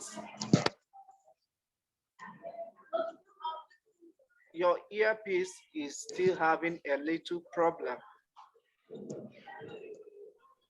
What do I do? Okay, we can hear you now.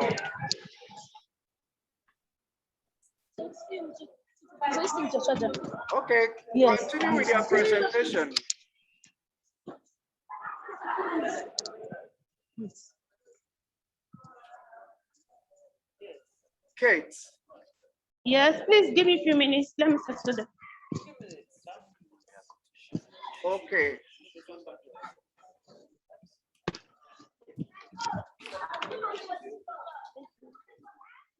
Okay. Chris.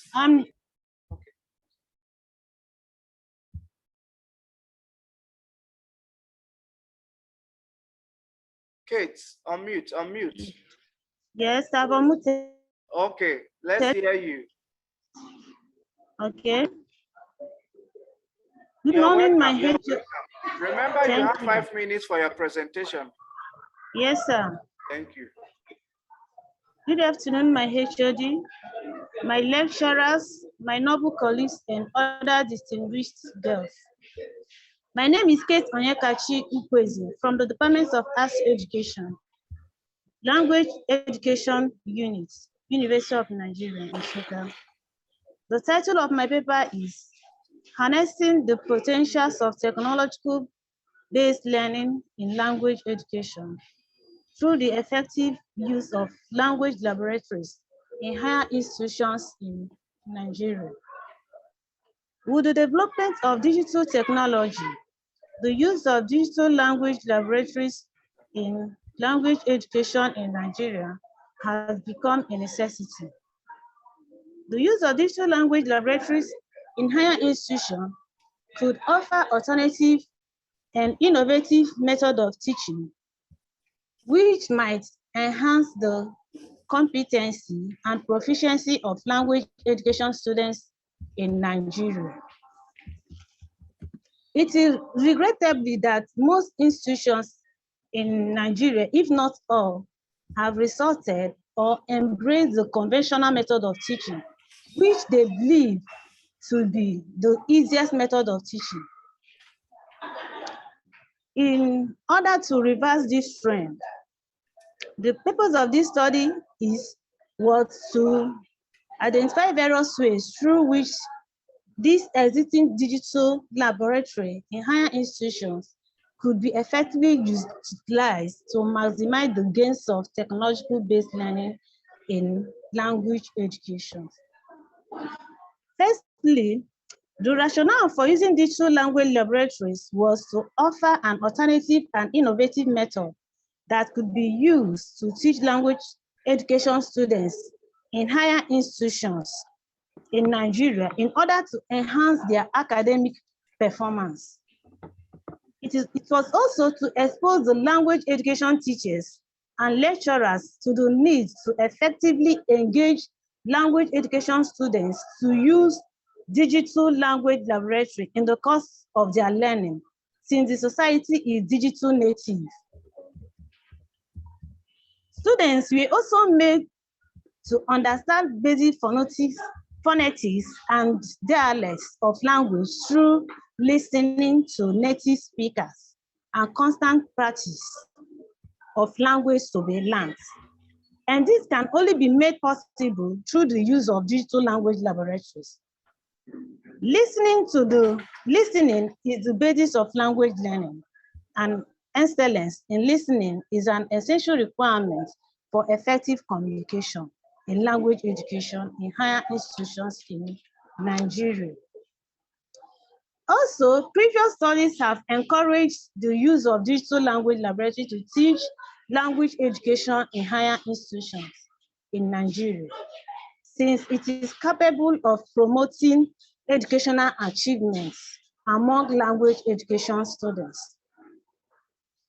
It was also recommended that to maximize the gains of technological-based learning, which has taken the center stage in today's educational system, stakeholders in language education must embrace innovative learning and teaching, which the use of digital language laboratory is one of them. Thanks. Thank you so much, Kate Onekachi, for your presentation. Let us take the next presenter, and that is Mr. Ude Monday. Ude Monday, please talk to us. Kate, unmute yourself.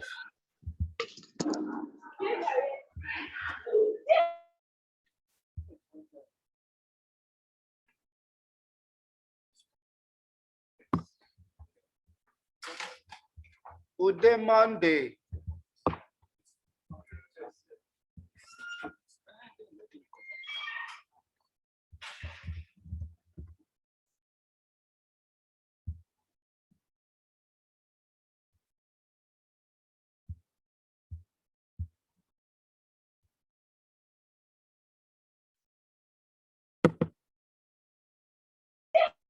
Hello, Ude Monday, we can't hear you.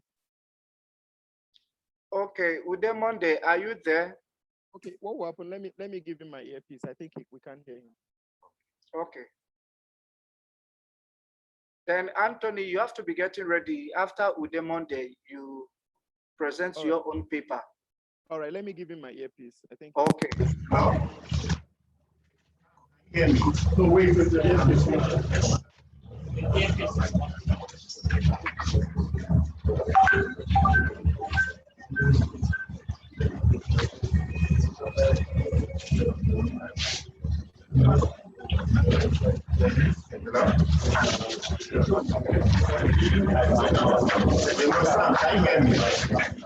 Hello, Sam.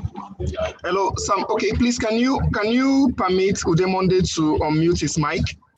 Okay. You can mute me right now, then you can permit him to unmute his mic. We are not seeing Ude Monday here. Are you sure he's online? Ude Monday webcam is not good, but we can hear his voice. Okay, let's hear him. Okay. So let me unmute.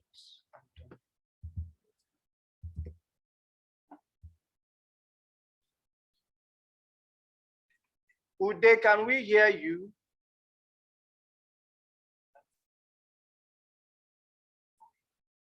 Okay, Ude, maybe when you have your little problems fixed, we will have you again. Can we?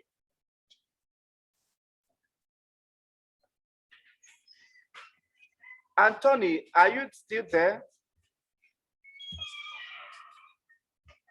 Anthony. Uzigwe, are you there? Uzigwe Anthony. We are not even seeing.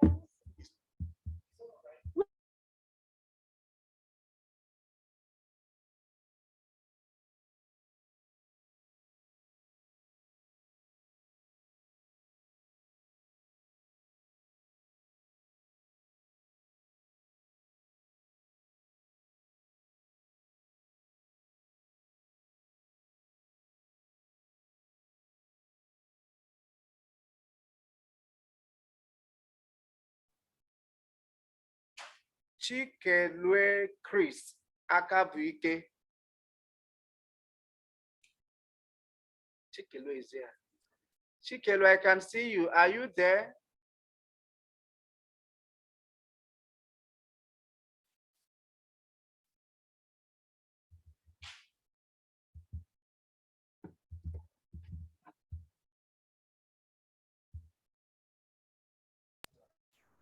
All right, Udemonde will join. We use my laptop right now to present.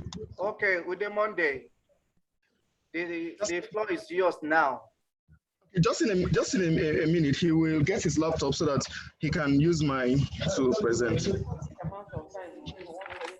Okay, can we have any presenter that is ready? Please indicate by raising your hand. If any presenter is ready, indicate, please.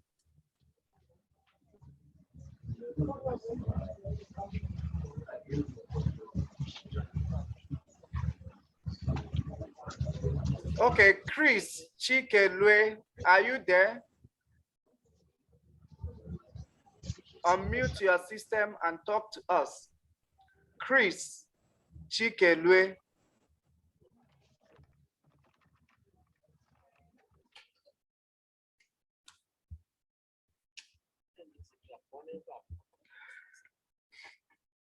Chris Chikelue, are you there with us?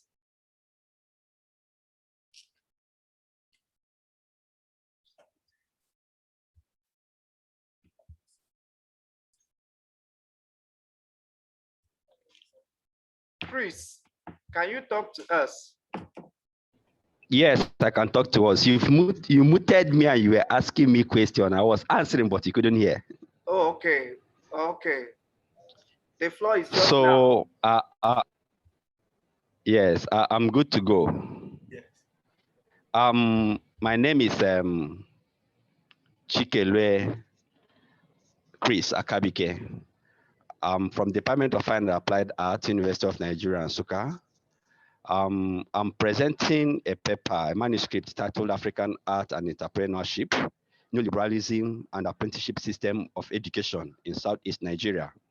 I'm actually joining the conference from a little bit away from what I have had so far from the conference proceedings. I'm coming from what used to be obtainable in the pre-colonial African society and what is obtainable presently as regards to entrepreneurship. And I am arguing that the neoliberalistic policies that were made by government has to an extent affected the entrepreneurship education in Africa, because prior to the coming of the colonialists to Africa, the African system has a system of education which is apprenticeship system of education, whereby knowledge is transferred for a common good. However, contact with the West saw to the destruction of this system of education, in which the worst hit is the African creative industry. Thus, the neoliberalistic emphasis on individuality seems to threaten African art entrepreneurship as a form of education. I intend to examine the effect of neoliberalism on artistic practices of wood sculptors in Southeast Nigeria, focusing on the apprenticeship system. I tend to use a detailed geographic account of the subject matter to generate views and principles of interpretative phenomenological analysis employed as a data analysis to look into how international and local policies has affected the activities of artists and the challenges they are having presently in the contemporary art world. And I also intend to see why apprenticeship system of education is no longer driving in this contemporary time. But this actually was what the pre-colonial African used as a system of education to sustain their historical heritage. But because of some certain policies that our present government has initiated, this system seems to have dwindled or completely died away, and youths are now imbibing other cultures and theories and philosophy and concepts of getting rich quick syndrome, which is not originally African and is affecting the productivity and the economy of the country. For want of time, this is actually what this is a proposal paper. These are actually what is still being developed. I've not really finished the work, but I'm still working on it, and I will need some guidance if possible. Thank you. Thank you so much, Chris Chikelue. Okay, we are going to have the next presenter, Dr. Falade A.A. Dr. Falade, please present your paper. Good morning, ladies and gentlemen. I want to thank you for the opportunity given to me. I am Dr. Falade A.A. from Department of Educational Technology, University of Ilorin. The title of my paper is Promoting Online Facilities, a Necessity for Technology-Based Learning in Nigerian Universities. I want to start by saying that the term online facilities for learning connotes electronic method of learning, which is associated with computerized learning in an interactive interface at the convenience of both learners and lecturers. E-learning also implies educationally technology way of teaching our students. According to Eze, Chinedu Eze and Bello 2018, online learning is concerned with the holistic incorporation of modern telecommunication equipment and ICT resources into educational system. Online learning, according to Ojiaga and Igwinedo, involve the use of technology to enhance learning, which include digital collaboration, computer devices, satellite broadcasting, among many others. In this paper, I try to bring out the forms of learning facilities that could be promoted.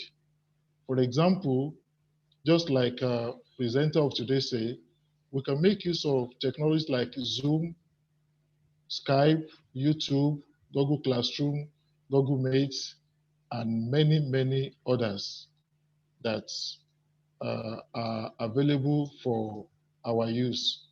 In this paper, I make a review of the historical development of university education in Nigeria.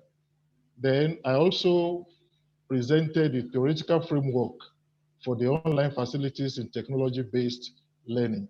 Just like the presenter of today have mentioned some things like the LMS. So all these, they have their own theoretical framework at which they were based on. For example, the cognitive scientists like Muriska, so was one of the theory that was put inside the paper. Because of the time, I will conclude that the issue of pandemic has made all institutions, not only in Nigeria, but Africa as a whole, to wake up in the use of technology-based learning. Before the year 2020, many nations, many universities are not really come up with promoting online learning. But now, all institutions are now waking up in the use of technology-based learning. The fact remains that there are a lot of challenges like irregular power supply, like a lack of fund, like connectivity, and many others. All these, we can overcome them if we are ready as a nation. Then some of the ways of overcoming these challenges are also presented in the paper. On the final notes, I want to give the recommendation that government should be more firmer in handling public university administrations, just like the presenter mentioned all this.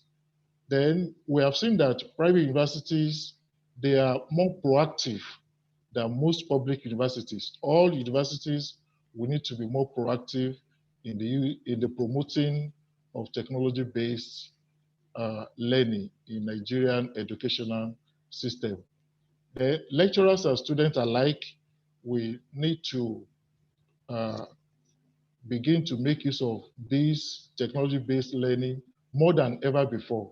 And with this, we are good. So this is the end of my paper. Thank you for the opportunity given to me. Okay, thank you so much, Dr. Falade, for that, your presentation. Thank you. Okay, can we have you Monday? Are you ready for your presentation?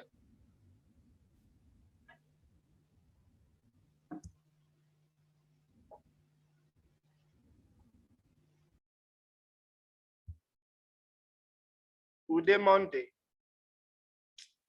Anthony, are you ready for your own presentation? We are having serious challenge with Monday's system. We can't see Monday here.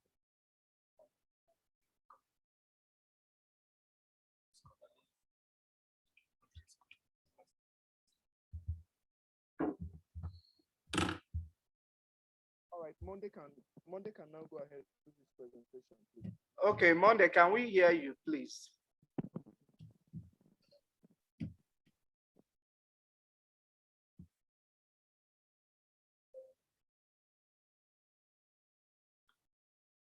Monday, we are waiting for you. Okay, permit me to stand on the already established protocol. Okay. The title of my paper is Implementation of Technology-Based Learning, Implication for Tertiary Institutions. Why numerous benefits of technology-based learning has been mentioned, just like the keynote speaker rightly outlined the benefits. There are a number of challenges that is still confronting the implementation of technology-based learning, especially in the tertiary institutions in Nigeria. And some of those challenges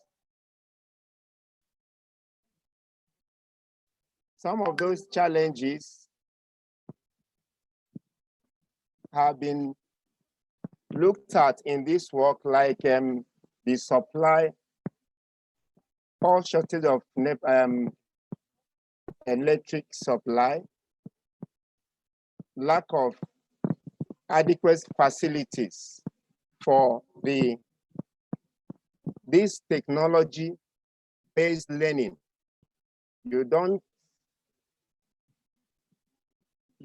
implement this technology-based learning on the air. It has to be done in a school environment with adequate facilities to accommodate the learners as well as the teachers who is the implementer. And these challenges are looked at in this work, and a number of them have been outlined. And one of them is that on the side of the teachers, there are teachers or lecturers that are not technologically inclined. And when you are not technologically inclined, how can you implement technology-based learning? And that is the essence of looking at this paper, that when we are talking of technology-based learning, these challenges needs to be overcome. The lecturers, because when we are talking of technology-based learning, you cannot remove the teachers or the lecturers. They must be there because they are the facilitators when it comes to this implementation. So they must be there and very much skilled in ensuring this implementation. And another problem that is encountered in this implementation is the problem of assist students in accessing digital information efficiently and effectively. When we are talking of technology-based learning, we are talking of a situation where learners will be able to access learning technologically. And that has to be done efficiently and effectively. And learners need to be equipped. They need to be taught in the skill. They need to acquire the skill, the necessary skill to acquire, to be able to learn technologically. And when learners are not competent in assessing learning technologically, is a big problem. And that's one of the problem of implementation. And when we talk of facilities, problem of facilities, in most Nigerian universities, the infrastructure, the classroom settings, they are not, in most of the Nigerian universities, the infrastructure is not encouraging technology-based learning. Therefore, some of these challenges must be surmounted before we can go ahead and achieve this technological-based learning. The keynote speaker has rightly emphasized or clarified on the aspect of the finance. When the university administration is not encouraging lecturers in making some of this equipment available, it's a very big challenge. And when we talk of Nigerian factor, where the lecturers have been old, it's also another factor that is hindering technology. And when we talk of this implementation that is being hindered by some of these barriers, it affects quality education, because when technology-based learning is not properly implemented. Okay, Monday, can you go to your recommendation, please? You have 1 minute for your recommendations.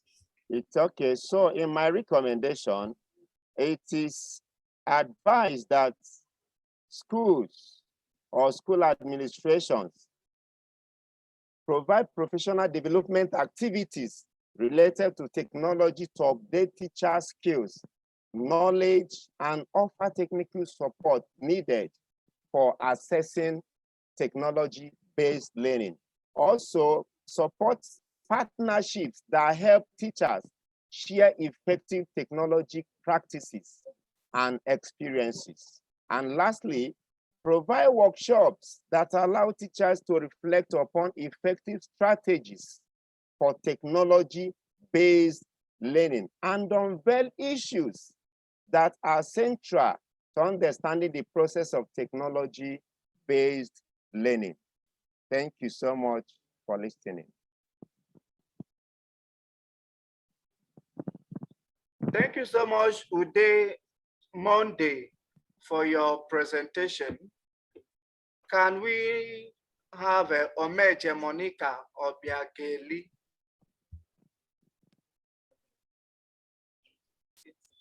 Anthony told us that.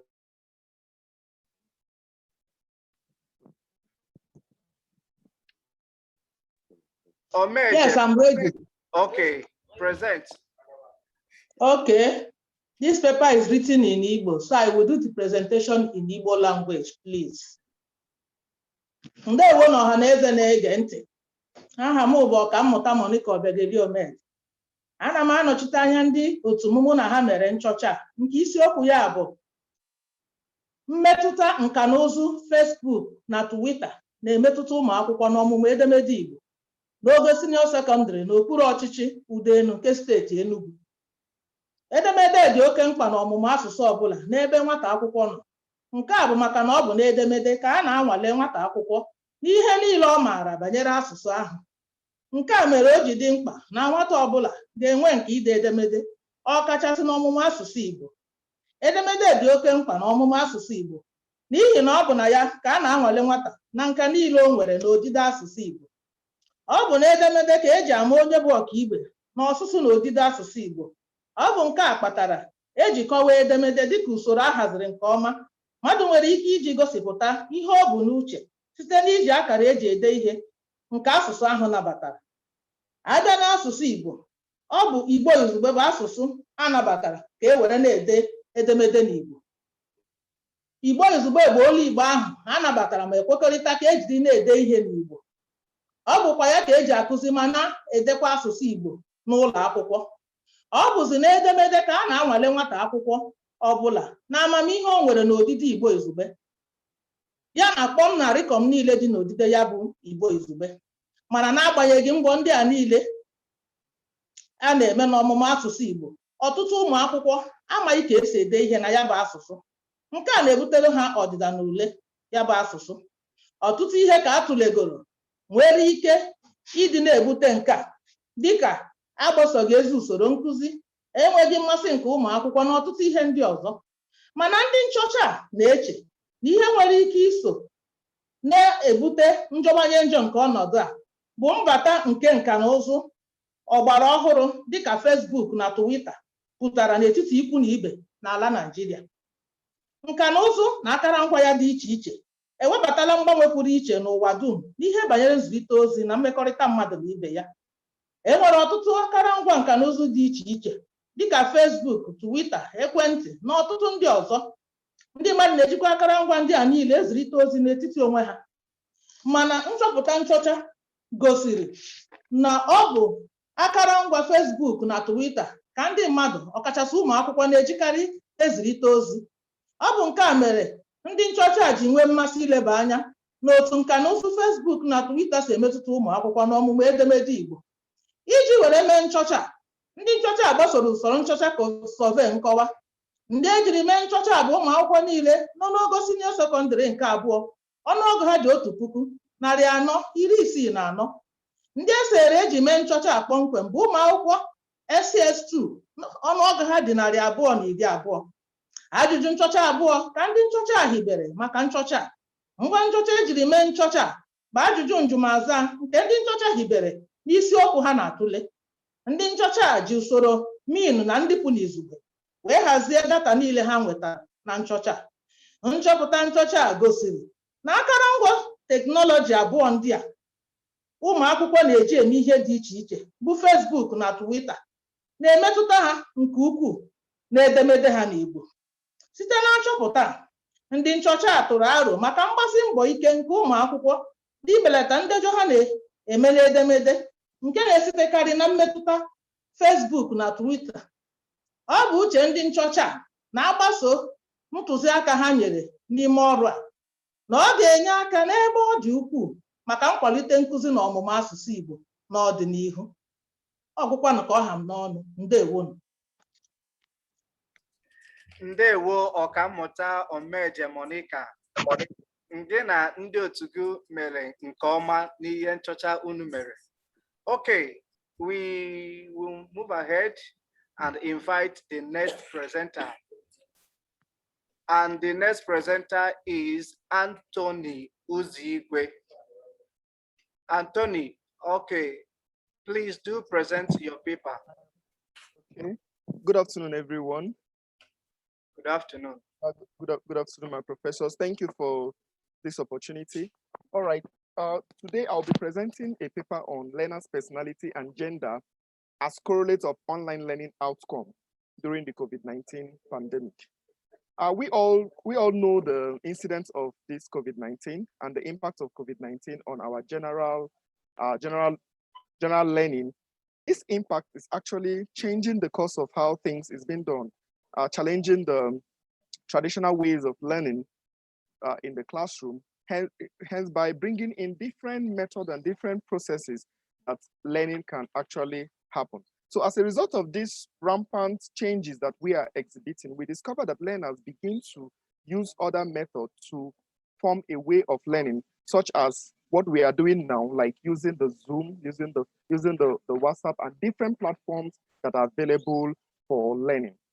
Now, on understanding all these things, we also discover that collaboration and virtual community is always established in the sense that people have to use these various means to collaborate, various means to learn, whereby using different technologies to assist them in ways of learning, such as using the laptop, using the tablet, the iPad, even the phone, and the rest of that.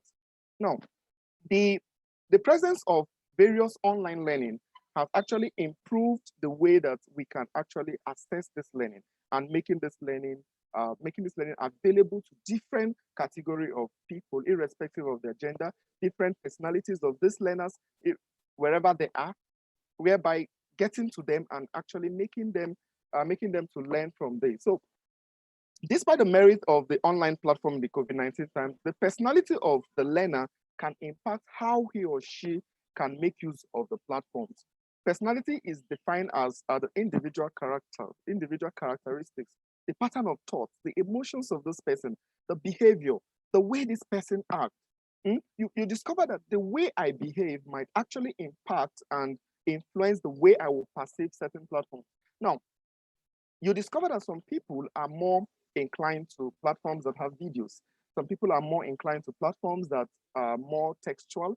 Some people are more inclined to platforms that combine all these things and probably do some of that. So this particular study tends to look into how different personalities of the learner and the gender affect or correlate to the person's learning through the different online platforms. Now, for the sake of this particular work, three purposes of the study and hypothesis guided the study. Number one, we have the learning outcome, achievement of male students on online learning. Number two is the relationship between this learner's personality and online learning outcome. And the number three is the relationship between learner's gender and online outcome. Now, for the methodology, I said that the study adopted correlational survey design and was conducted in the University of Nigeria, Nsukka, using 37 400-level students of the Faculty of Education, where they were being taught using the Zoom platform for 21 days. And we also have the result for this particular research. Now, in conclusion of all this, I would like to say that personality is an important and integral part of everything we do, that different personalities of individuals can influence the way that their learn or influence their acceptance or rejection of a particular technology. And it's important that we look into this aspect and work towards this to understand more of how those personalities affect people's acceptance of various technologies. Thank you very much. Thank you. Thank you, Anthony Uzigwe, for your presentation. Okay, thank you so much. Can we have the next presenter, Lillian Anazube? Lillian, please come online and present your paper. Good day, everyone. Can you all hear me? Good day, everybody. Yes. I'm here to present a paper on family income and academic performance in a tech-based era. Can you all hear me? Yes. Okay. Now, as we all know, the world is changing. And if I may, completely from what it used to be. Now, every day, technological improvements are made to better the lives and working conditions of the common man. And in the past 1 year, we've also seen our lives and working conditions change due to this COVID-19 pandemic. Now, as countries are moving towards globalization and embracing this new wave of ICT, like being ICT savvy, it's imperative that Nigeria also joins in terms of bettering their working conditions. Like in the past 1 year, we've witnessed a pandemic and many people were forced to work from home, also schooling from home. Now, it is true that things might never go back to the way it used to be, and we have to embrace this new reality. This new reality being that in the educational sector, we are now in an era of video calls, virtual meetings, just like these Zoom meetings that we are now doing now. Conferences are now had like online and everything, even submission of assignments and online lectures. But as we know, Nigeria is a struggling nation. Like, according to what the African Development Bank recorded in 2011, 51% of the population of people in sub-Saharan Africa and also in Nigeria are living in poverty.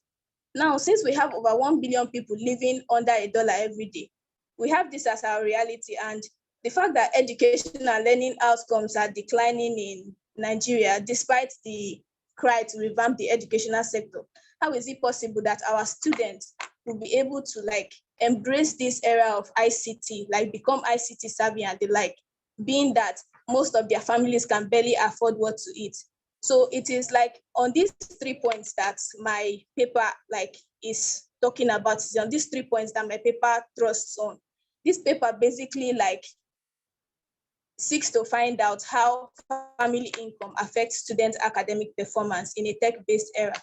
Now, to do this, I went quantitative and I adopted the cross-sectional survey research design. And the area of study I used for the research design is University of Nigeria, Nsukka. Basically, they are undergraduate students. Now, I used a sample size of 180 persons, representing 0.70 of the total population of students. And the sampling method I used was multi-staged. At first, 4 faculties were selected from the 10 faculties in this school, that's in Nsukka campus. Then using balloting method of the simple random sampling, I selected these 4 faculties. And inside these 4 faculties, I also selected, I selected 3 departments each from the 4 faculties and administered 15 questionnaires to each department from these 4 faculties. Now, the instrument for data collection is the questionnaire method, which was self-administered, and I analyzed this data using SPSS, and chi-square was used to test the hypothesis. Now, now down to my findings, I found out that about 60% of my respondents' parents earn above 100,000 as their income jointly, but about 50% of the students I I gave questionnaires also responded that most of them earn just 6,000 to 15,000 as their monthly income. I also took notice that majority of them had GPA of about 1 to 3.4 per semester. Now, my questionnaire also asked if students find it difficult to study and why. A whooping 62.7% said yes, and their major reason was low level of financial provision of school materials, including ICT-based materials. Now, the questionnaire also included the question on respondents' view on why they think or on what they think can actually boost their performance. And most of them majorly favored more financial aid and provision of more school and ICT materials. Now, the result I got after cross-tabulating monthly income of respondents and monthly income of respondents' parents and their GPA showed me that there's a significant relationship between family income and academic performance. And this is in line with the findings gotten from Lanco and Tis in 2011 in their study on effects of poverty on academic achievement in the US. Using Maslow's motivational theory as theoretical orientation, it is observed that students as individuals have needs, and the extent to which these needs are satisfied usually form the basis to which students are motivated to study. Lillian, this research, can you go to your conclusion? We've had the findings, please, your conclusion. Okay, for my conclusion, the research revealed factors that, when considered appropriately, can increase academic performance in a tech-based era. This includes more financial aids, both from government and families, parental supervision, provisions of books and ICT materials, and also government provision of parental awareness campaigns, increment of bursary allocation, and subsidization of school books, and most importantly, ICT materials, in order to encourage academic involvement and increase academic performance. Thank you. Thank you so much, Lillian and Azube, for that good presentation. Okay, we take on the next presenter, Chioma Nebo. Are you there? Chioma Nebo, please present your paper.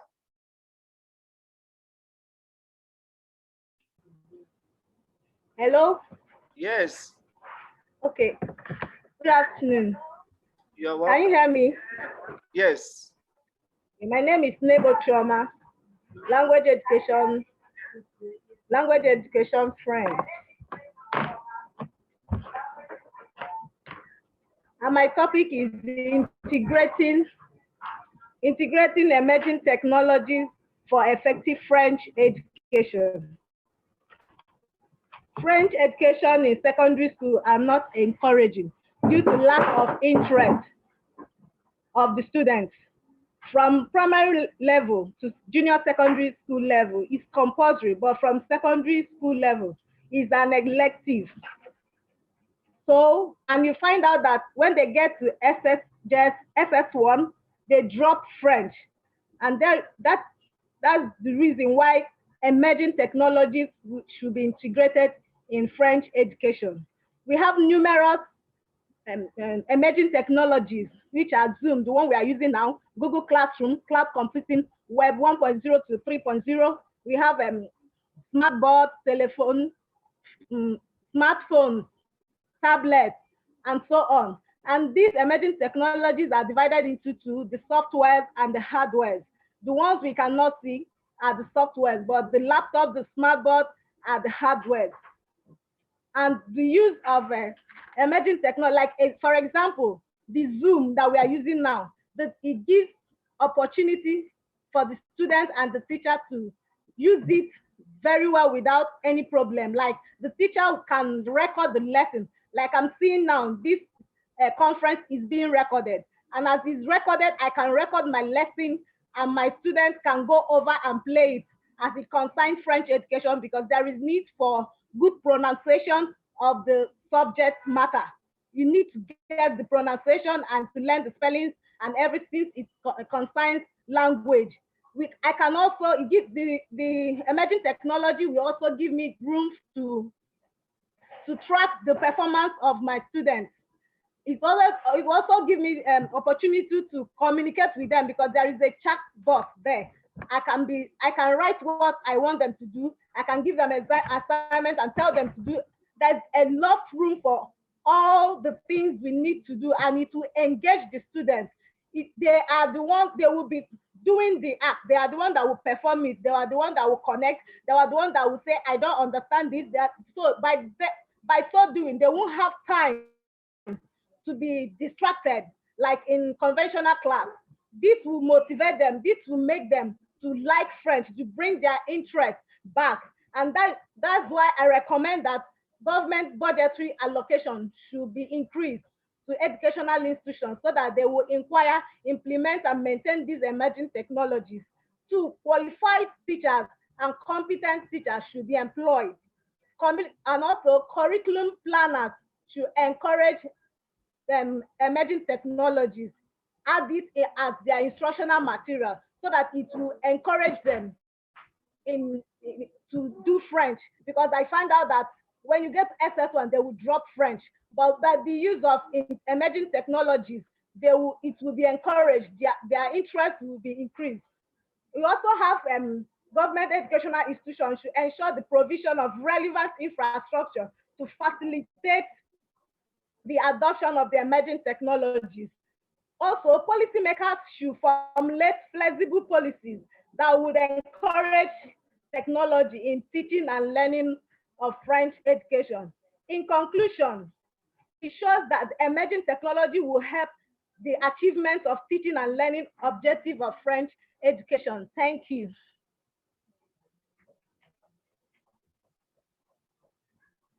Okay, thank you so much, Chairman Nebo, for your paper presentation. Thank you. So let's have the next presenter, and the next person is Benedicta Onyine. Benedicta Onyine, please. Hello, can you hear me? Yes. Okay. Good afternoon, everyone. My name is Benedicta Onyine Eya from the Department of Arts Education, University of Nigeria, Nsukka. The title of my paper is Technology as a Tool for Language Learning, or Language Learning as a Tool to Access Technology. Educators and researchers have applied technologies to assist language learning and instruction for many years. An avid language educator believes that technology is a tool meant to facilitate effective language acquisition. One of the goals of language learning is to use technology to facilitate language learning. Previous studies in Nigeria on technology and language learning showed that digital technology could be integrated into language education for effective teaching. For example, we have the digital laboratory. The digital laboratory is a software. The digital laboratory is a software that enables learners to learn the language skills. It facilitates listening and speaking skill, and even other skills, thereby helping the learners to pay attention to the segmental and suprasegmental features of the English language. That is the vowel and consonant sounds, the stress, intonation, and reading. Another technology is the digital games. The digital games play a critical role in language learning, especially in vocabulary development. It is a software where games are used to teach learners the language because it offers interesting, convenient, and creative method to learn. Other technologies include the e-book, the e-library, the online teaching. Now, the present study aims at viewing the relationship between technology and language learning as bidirectional. On one side, technology could be seen as a tool for language learning, which has been discussed above. And on the other side, language learning could be viewed as a tool for technology. For example, you have the email. Now, emailing technology is one of the prevalent ways of communication in the 21st century, like schools, companies, factories, industries. In fact, all organizations use email to communicate these days. Then the argument is, learners are taught how to write letters, essays, articles. They are also good, they are good. But I don't think they are taught how to use email, how to write a standard email, or how to, a format, how they can use to, how they can send in their information in an email. We can argue that the English language curriculum should integrate the use of email in the curriculum, and the standards should be taught to the learners. This is one way to use language learning to facilitate technology. Another example is language learning can be used to access technology is the online search. When you want to search information online, language is used to search information. But you find out that learners find it difficult to find information. Maybe because they don't know the appropriate language, or they don't know the right questions to ask. So could it be possible that there is a way the English language curriculum could be innovated to include using proper language to access online information? This is what we want to look at. Now, today we talk about information literacy. How can we use language learning to impact information literacy? Information can be expressed in so many ways, either in writing, speaking, reading, videoing, and spoken words. How can English language, through language learning, help students to be able to become better literates in information technology, thereby giving them access to the ICT, which is information communication technology?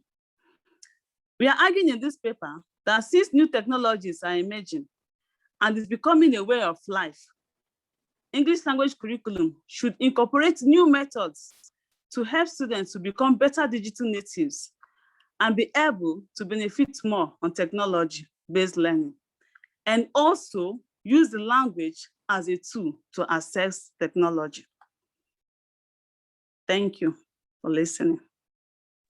Thank you so much, Benedicta Onine, for your presentation. Can we have the next presenter, Carlo Chidima? Carlo Chidima, can we have you? Good afternoon. Can you hear me?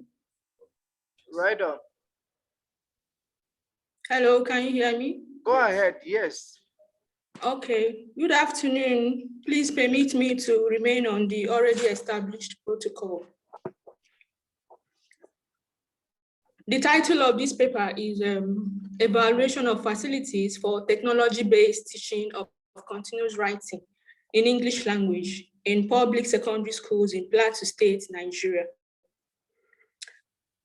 Writing is one of the language skills, and it determines to a large extent the success of learners in both internal and external examinations. Continuous writing is in the context of secondary school is the aspect of English language taught to students to help them deploy the skills required and necessary to communicate through written signs. Writing helps learners to develop the ability of using vocabulary and grammar, increasing the ability of using language and a way to approach information and communication technology. But in spite of the relevant roles that continuous writing play in language arts skills, it is still worrisome to note that its teaching and learning has not been effective due to varied reasons, and it leads to poor performance of students in English language. For instance, the WAEC Chief Examiner's report of 2017 May-June West African School Certificate Examination revealed that despite all effort made to simplify the candidate's task, a good number of the candidates scored below average. The Chief Examiner's report of 2018 also indicated that very good number of the students could not even score up to a mark out of the 120 marks allocated to continuous writing in WAEC. For this reason, poor performance of students in English language is not unconnected with poor writing attitude of students. This is why continuous writing is allocated the highest mark in West African school certificate examinations. The problem of the study, therefore, is to evaluate facilities for technology-based teaching of continuous writing in English language in secondary schools. The purpose of the study, therefore, is to determine the availability and utilization of these technology-based facilities of continuous writing in English language in public secondary schools in Plateau State, Nigeria. The study adopted a descriptive survey research design. 3 research questions and 2 hypotheses guided the study. The population of the study consisted of 848 students, English language teachers in public secondary schools in Plateau State. And a multi-stage sampling technique was used to draw a sample of 205 teachers from all the 284 public secondary schools in the 17 local government areas in the 3 zonal education directorates of Plateau State. The instruments for data collection were evaluation of technology-based facility questionnaire and evaluation of technology-based facilities checklist. These instruments were first validated by 3 experts, 1 expert from English language unit, another expert from educational technology unit, and the last expert from measurement and evaluation units, all from Faculty of Education, University of Nigeria. The internal consistency of the instruments were tested using Cronbach's alpha method, and the questionnaire and checklist instruments yielded reliability indices of 0.78 and 0.71 respectively. The research questions were answered using mean and standard deviation, while the 2 research hypotheses were tested using t-test at 0.05 level of significance. The findings of the study indicated insufficient availability of technology-based facilities for teaching and learning of continuous writing in English language, such as computers, internet facilities, software applications, as well as poor utilization of these facilities due to teachers' lack of competence or lack of technological skills, especially in the rural areas. The study therefore recommended, among others, that there should be supply of sufficient technological-based facilities in schools, particularly in the rural areas, to enable teachers acquire the necessary skills needed for the effective teaching of continuous writing. Therefore, there is equally need for periodic training of teachers to enable them acquire the necessary skills, especially in this 21st century. Finally, the American Psychological Association references style of 7th edition guided the study. Thank you very much for listening. Okay, thank you so much, Ms. Carlo Chidema, for your presentation. Let us have the next presenter, Philomena Abo. Philomena Abo, are you there? Yes, I'm here. Okay, please go ahead and present your paper.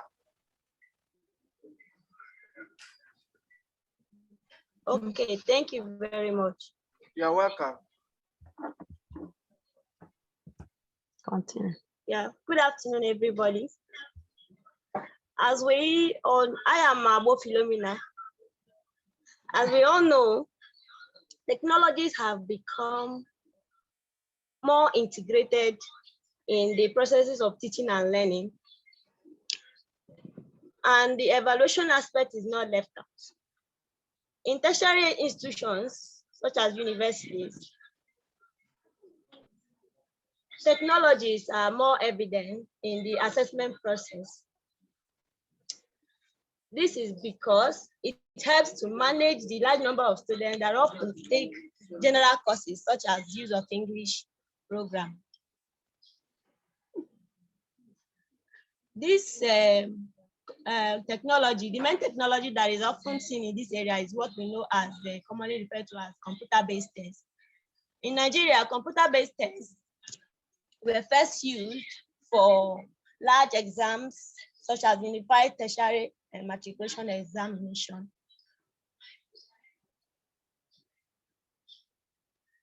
Researchers have been, distraught with finding the challenges that may impair or impede this examination method. In universities, for instance, where this examination tool is adopted for use of English programs, there has been not enough researches to show the level and also type of challenges faced for the smooth running of this examination. It is based on this that me and my co-researchers sought to understand the nature of challenges faced in use of English examination, computer-based tests.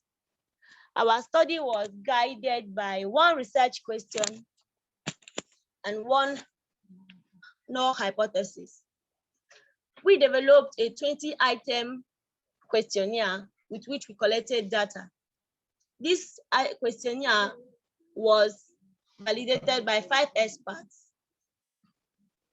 and was administered on lecturers, ICT staff, and students, 200 level undergraduate students, which we believe have used the platform.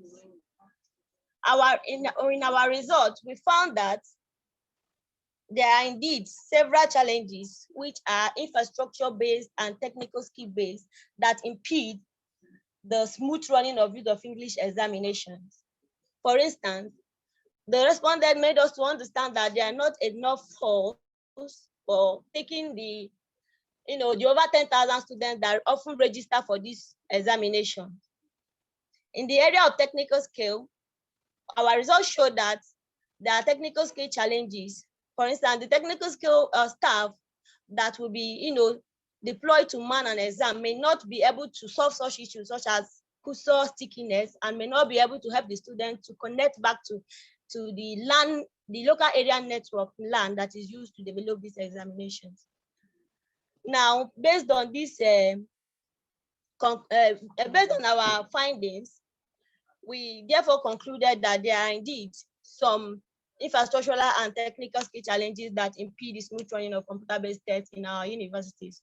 We therefore recommended that schools should not fold their arms and wait for the government to provide the infrastructure needed to run this exam, since it is a very good emerging technology that must be integrated. We should source for funds, and also we should also organize training and retraining programs for our ICT staff so that they can be well equipped with the know-how, technical know-how, how to help us manage these examinations. Thank you very much for listening.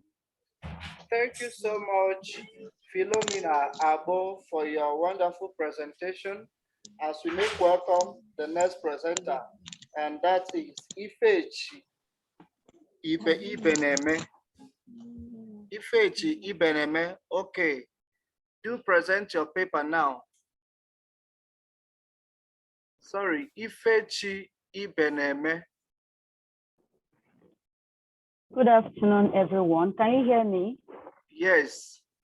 My name is Sister Ifechi Ibeneme from the Arts Education Department, Language Education to be precise.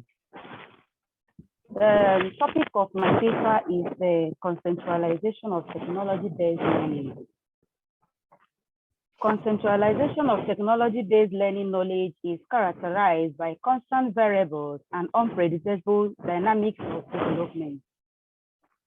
Learning can happen anywhere and at any time due to the introduction of technological advancements. Learning is not just limited to educational settings, but within the educational realm, teachers or educators are embracing new technologies or technological tools and using them within their teaching practice. These tools contribute to new learning approaches and preferences.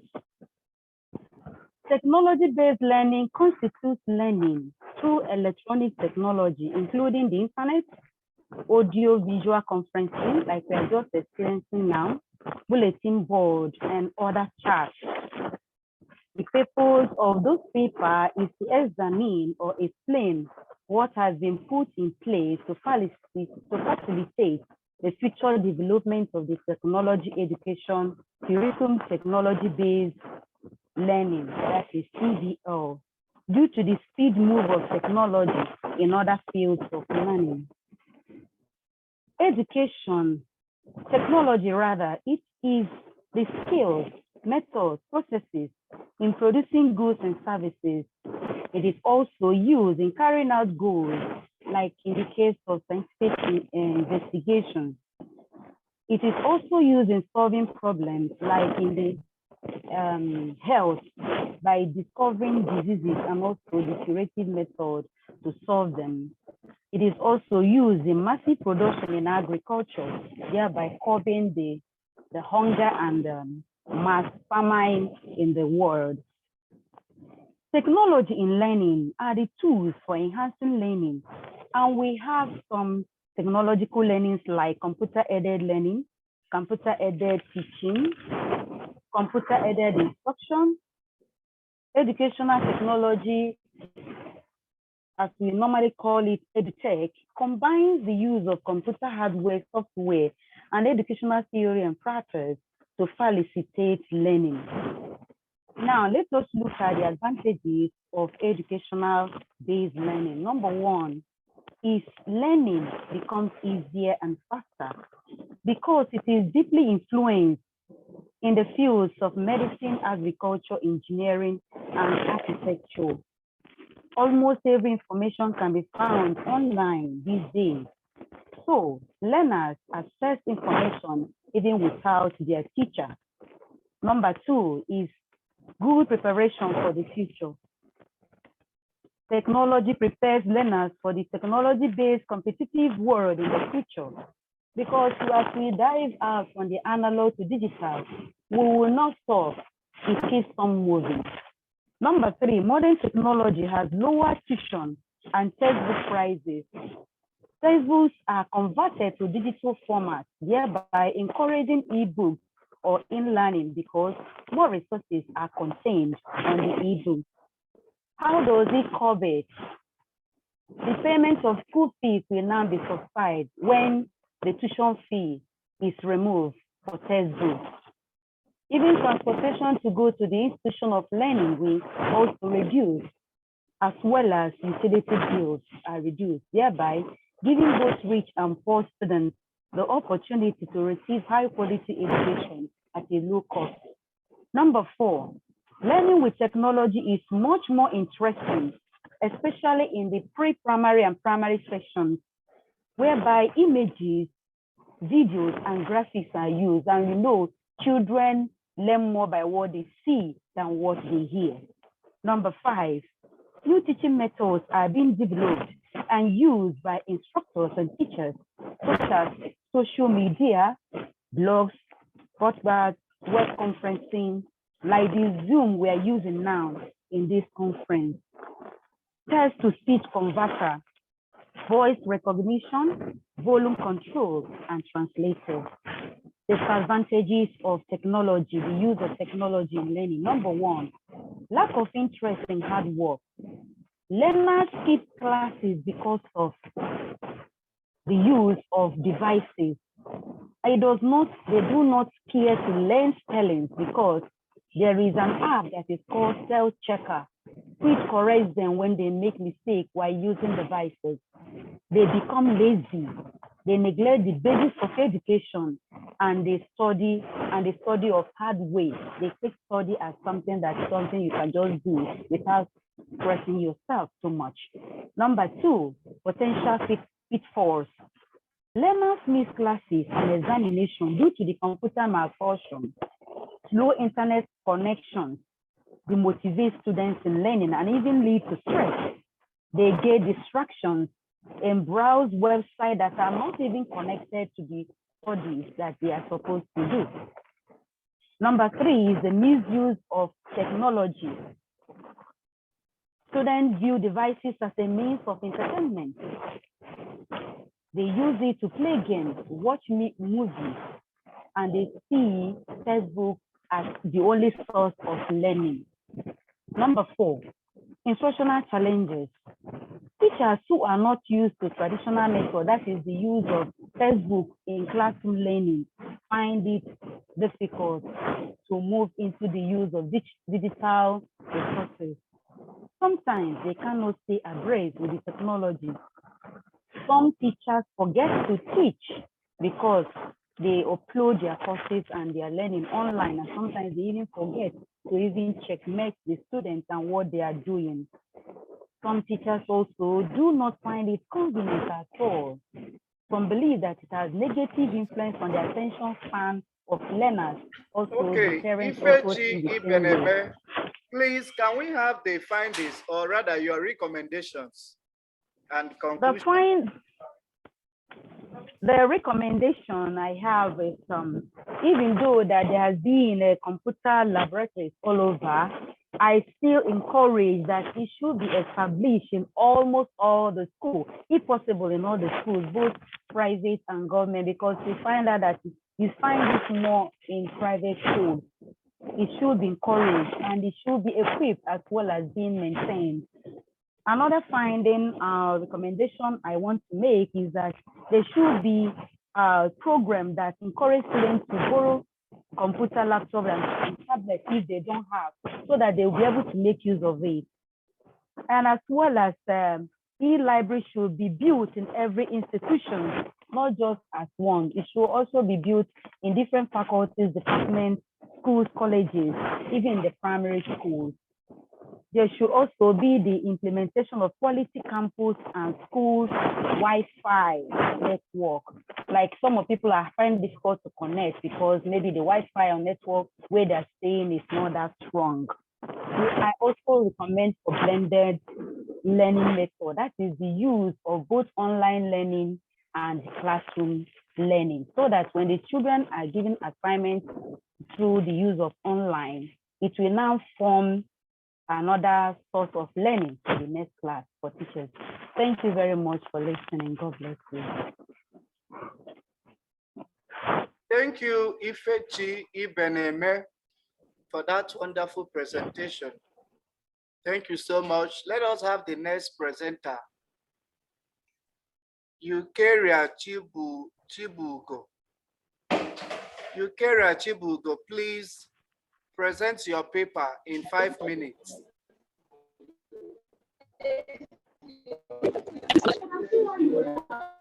Good afternoon.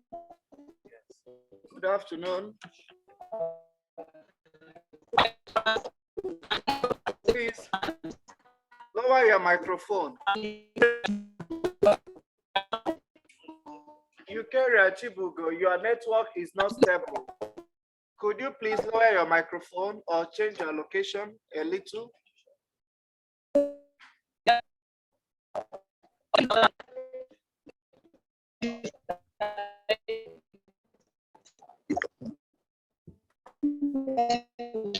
Eukaria, please move away from your current position. Your network is not stable. Move away from your current position.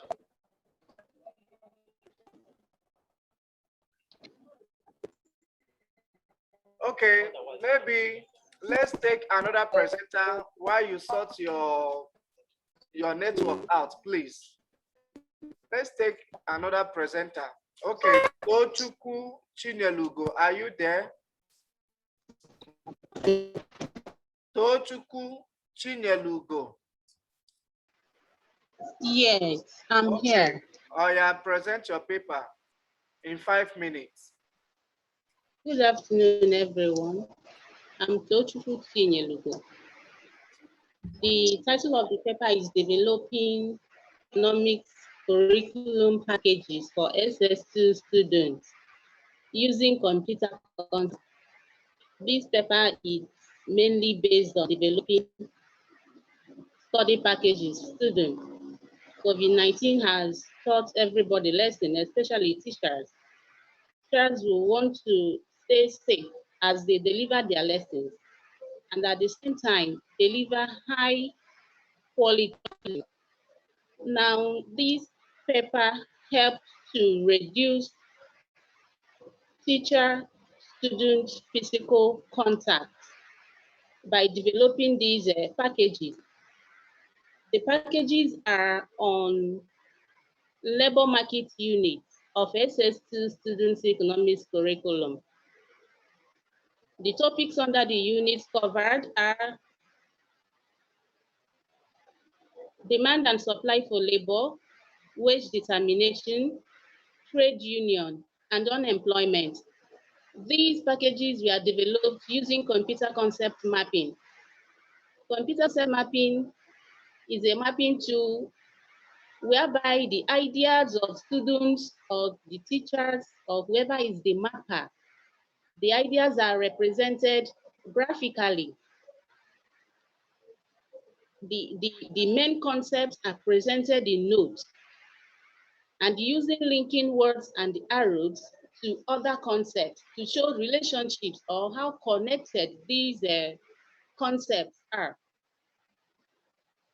Then there is a software for in use that can be used to produce this concept computer mapping.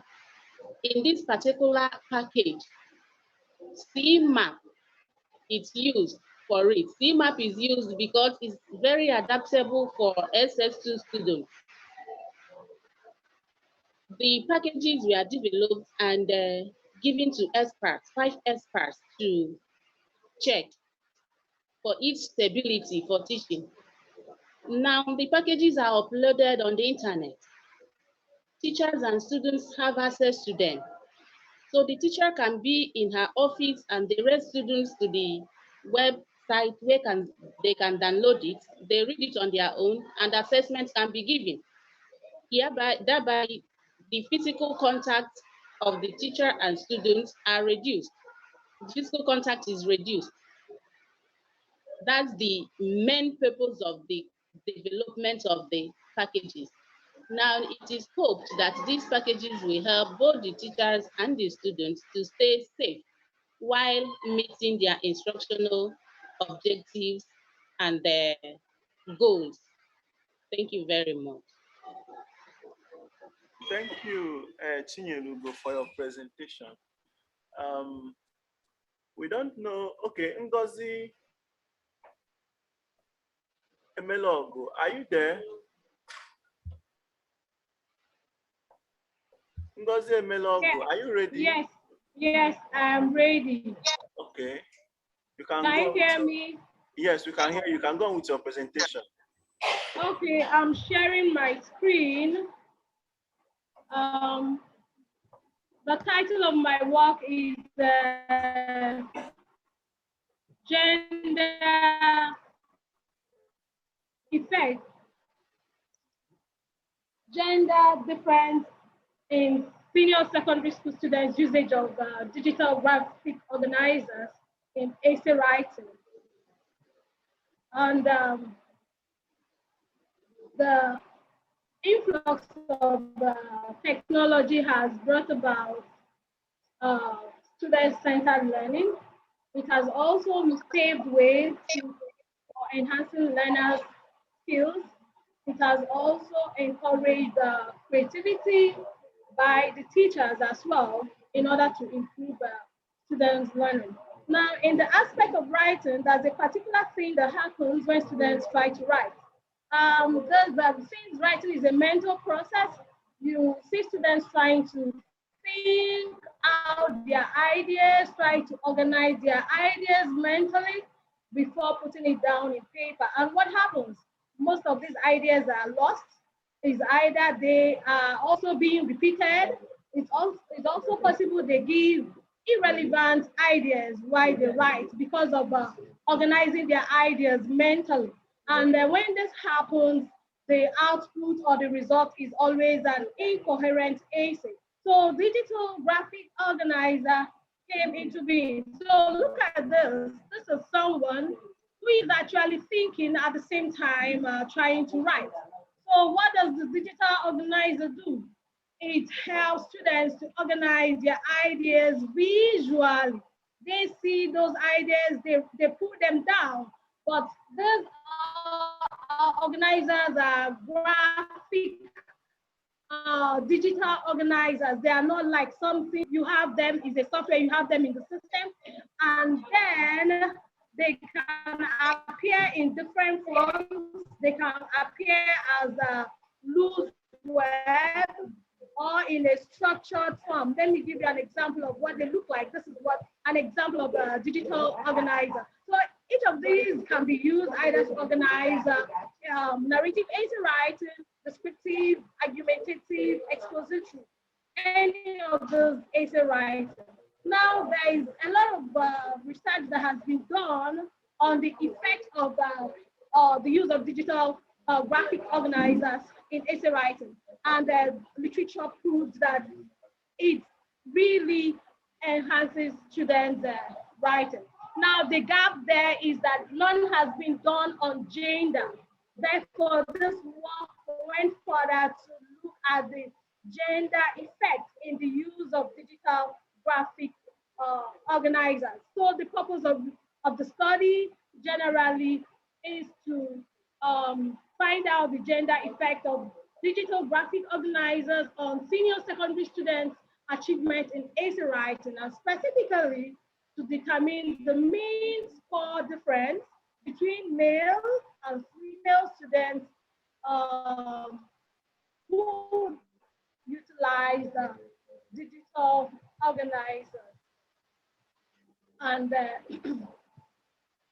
there's a null hypothesis which says that there is no significant difference between the mean score of male and female students who utilize digital graphic organizers in essay writing. Now, the design is a quasi-experimental design. One purpose of study and one hypothesis were formulated to guide the study. An in-cat class size of 38 students were used for the study. A pre-test and a post-test essay writing achievement test were also used for data collection. Now, t-test was used for testing the null hypothesis at 0.0 significance level. This is the result of the study. If you look at this, you will see that the mean score of the male students seems to be lower than that of the female students. Okay.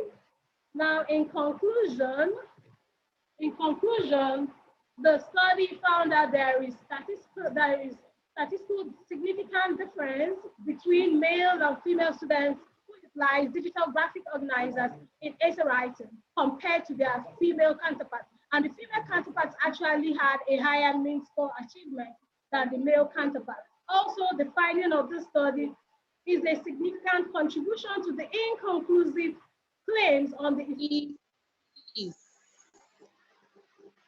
effect of technology on gender in relation to students' academic achievement in essay writing. A therefore technological divide. Thank you for listening. Okay, thank you so much, Emelogu, for your presentation. Please, can you stop the sharing of your screen? Okay, I will.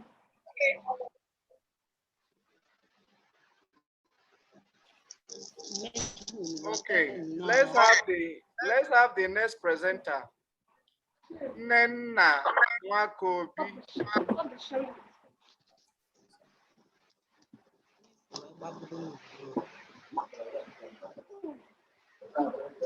Nenna Nwakobi.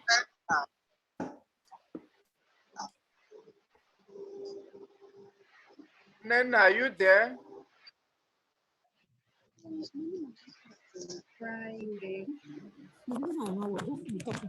Hello? Yes, good day. Can you hear me? Yes.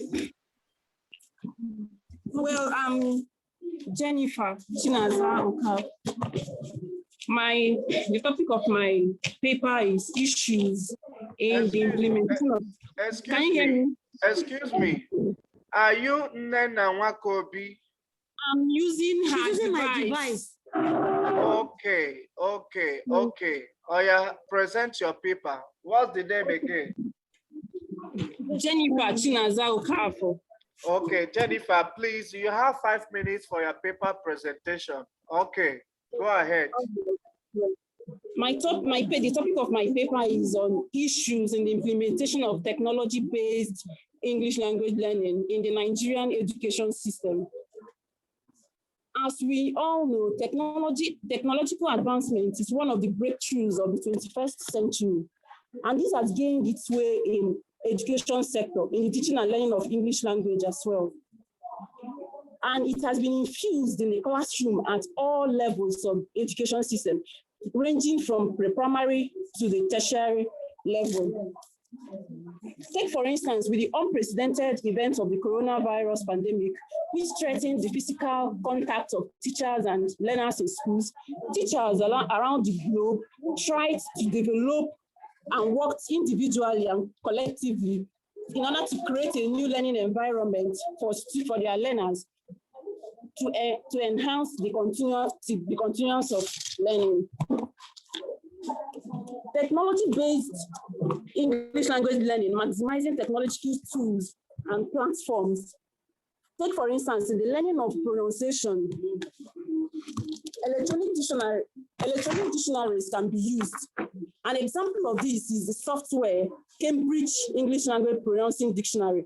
Also, vocabularies can be learned through dictionary games and word clouds. In addition, writing and speaking skills can be learned with the use of digital authoring tools and digital storytelling, respectively. Technology-based learning has its gains in the education system. First, it encourages and promotes adaptive learning. Adaptive learning, as the lead presenter said, it has to do with maximizing technological tools in order to personalize and individualize learning. For instance,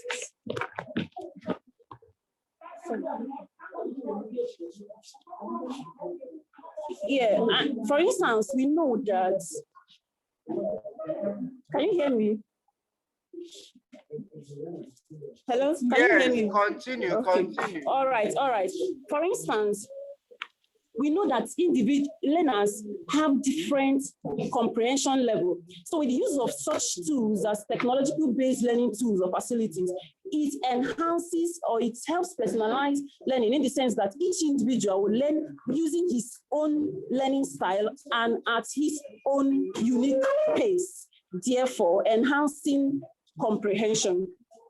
With the merits of this technology-based learning, however, in developing countries like Nigeria, we see that it has been faced with a whole lot of setbacks, one of which is lack of qualified teachers with technical know-how for the implementation of this form of learning. According to SDG goal number 4 on quality education, teachers are key to effective quality education. And also, no particular education system can outplay the role of teachers in its system. Now, we talk about poverty. Most families or households struggle with keeping up with surviving needs like feeding and housing and the like. So some of these facilities, some of the parents cannot provide. Nena, please go to Jennifer rather. Please, if this is an opinion paper, can you tell us the recommendations? All right. Yeah, it's an opinion paper. Okay, let us have the recommendations. All right. The implication of the 21st century learning is that students are the major actors in their learning. So they are to form part of the stakeholders during curriculum planning at each stage of planning English language curriculum. Also, adequate funds should be provided by the government to help equip schools and institutions of higher level so that good and best global practices to the effect of implementation of technology-based learning may be enhanced. Also, it is recommended that teachers' professional development should be taken very seriously. ICT training of incumbent teachers and prospective teachers also should be considered. And also, authorities should find means to connect learners to people of their ages outside the world. This is to enhance and promote one of the 21st century skills, which has to do with communication. Parents should also be advised on the needs of the future needs of this kind of practice, so as to make their children or their wards part of the global citizens. In conclusion, learners of this age are digital natives. So curriculum planning committee should try to infuse this kind of learning in the curriculum planning, development, and the like, so that students also may be part of so that this kind of learning may promote global communication and collaboration, which is the emphasis of the 21st century learning. Thank you very much.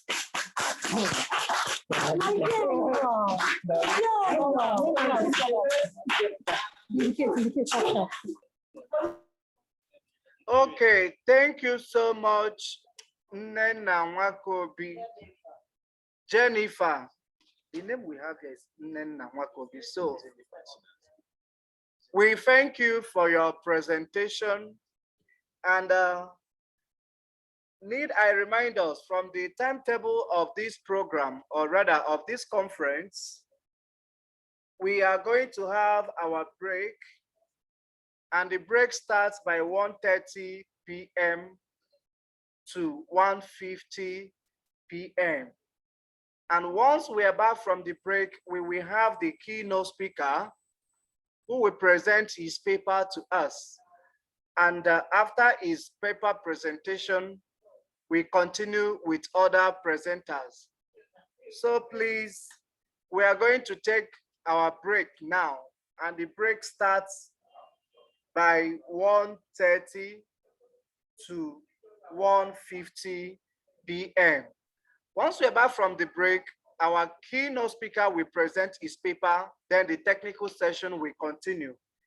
But let me remind us, once we are back from the break, please, all other participants, if you know you want to present your paper, kindly indicate by raising your hand. Once we see you, we are going to give you the chance to present your paper. Please, just indicate that you are ready for your presentation by raising your hand, and we will give you the chance to present your paper. But for now, as at this 1:30 p.m., we are on break. Thank you so much, and we'll be glad to have you back after the break. Once again, we are coming back by 1:50. Thank you so much.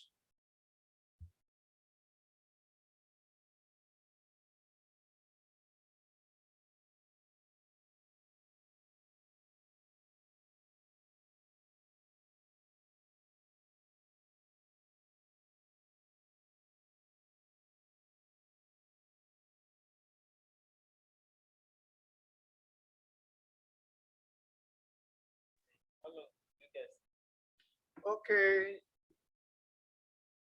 we welcome you back from the break.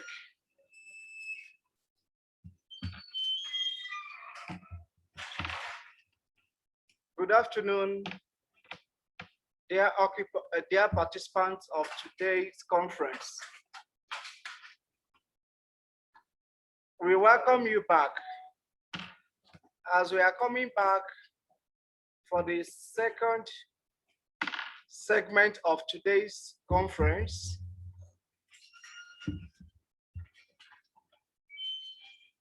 we will be inviting the keynote speaker to present his paper.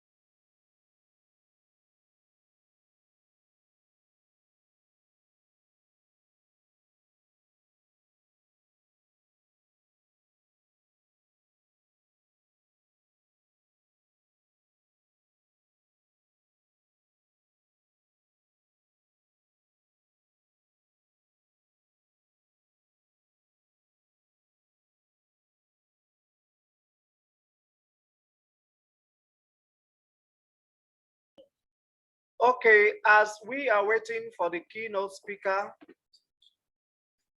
to come online, other participants, please, if you are ready with your paper, indicate by raising up your hand. Once we see you, Charles Asadu, we are seeing you. We'll give you 5 minutes to present your paper.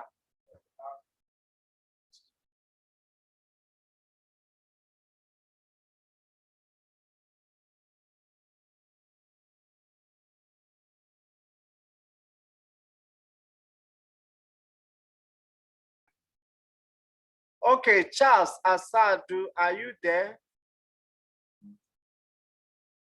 Charles Asadu, please, we are giving you 5 minutes to present your paper.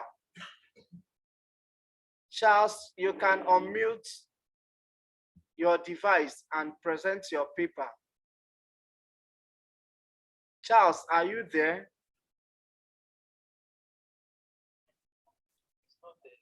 Okay, please, if there is any other participants that, but he's not saying anything. Charles, unmute.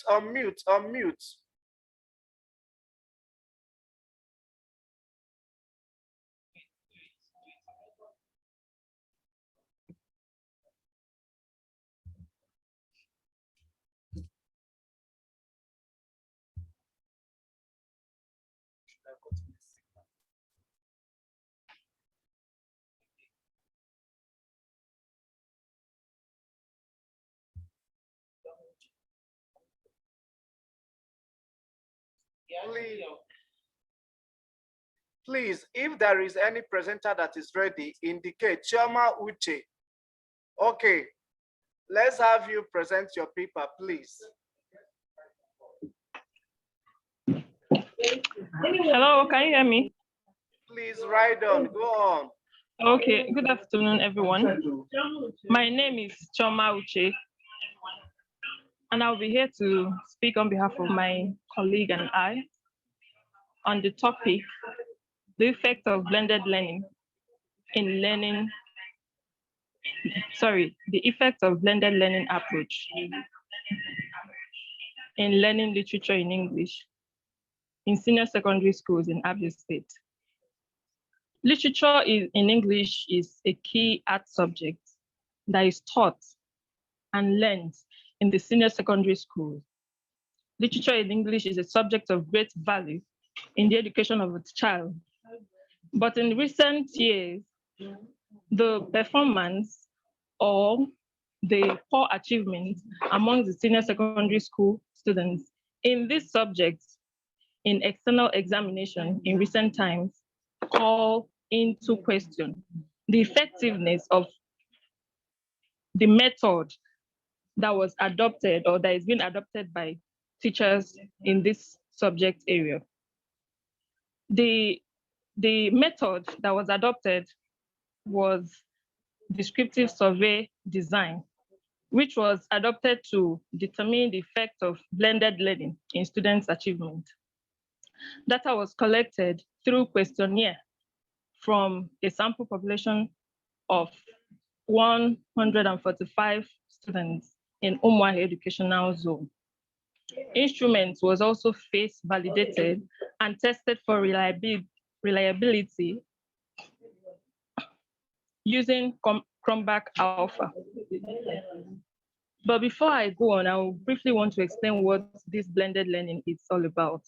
You know, some schools up to now still use the traditional method in teaching, which negatively influences the teaching and learning of this subject in our schools.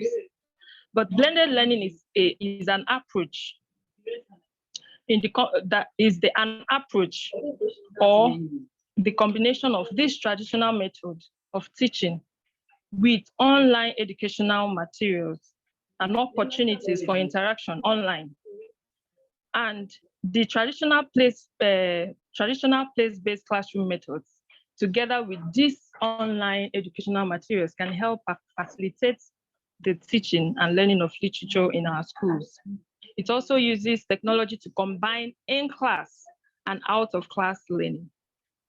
Major findings of this study show that to a low extent, teachers do not use the blended learning method in teaching of literature in our secondary schools, which has negatively influenced the teaching and learning in literature in English.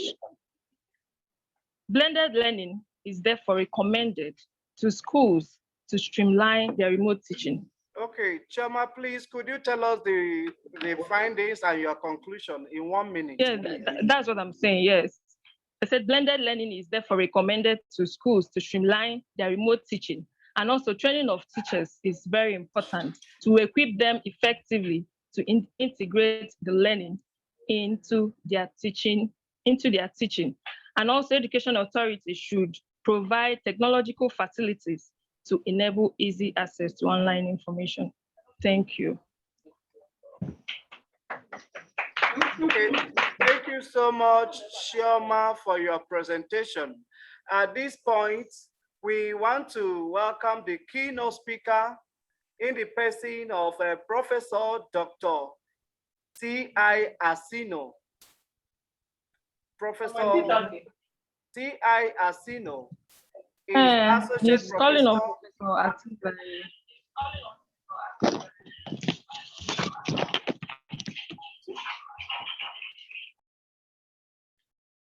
Okay.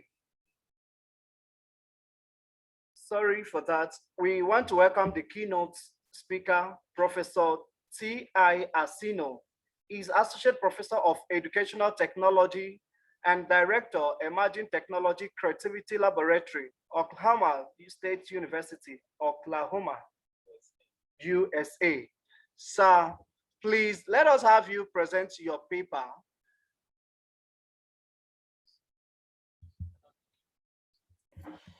Thank you very much. Can you hear me well? Yes. Fantastic. I'm just going to share my screen here. Okay. And get started.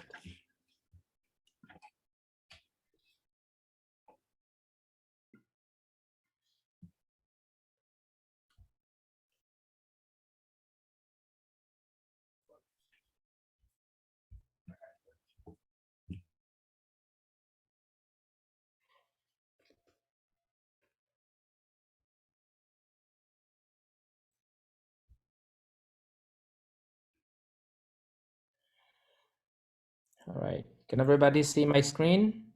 Yes. Yes. Fantastic. Greetings, everybody. I'm so happy to be with you today.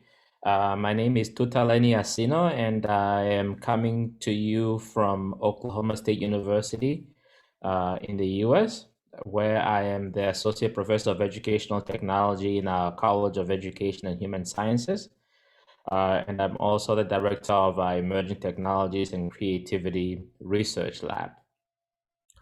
I want to just start off real quickly with my vote of thanks for the invitation to join you today.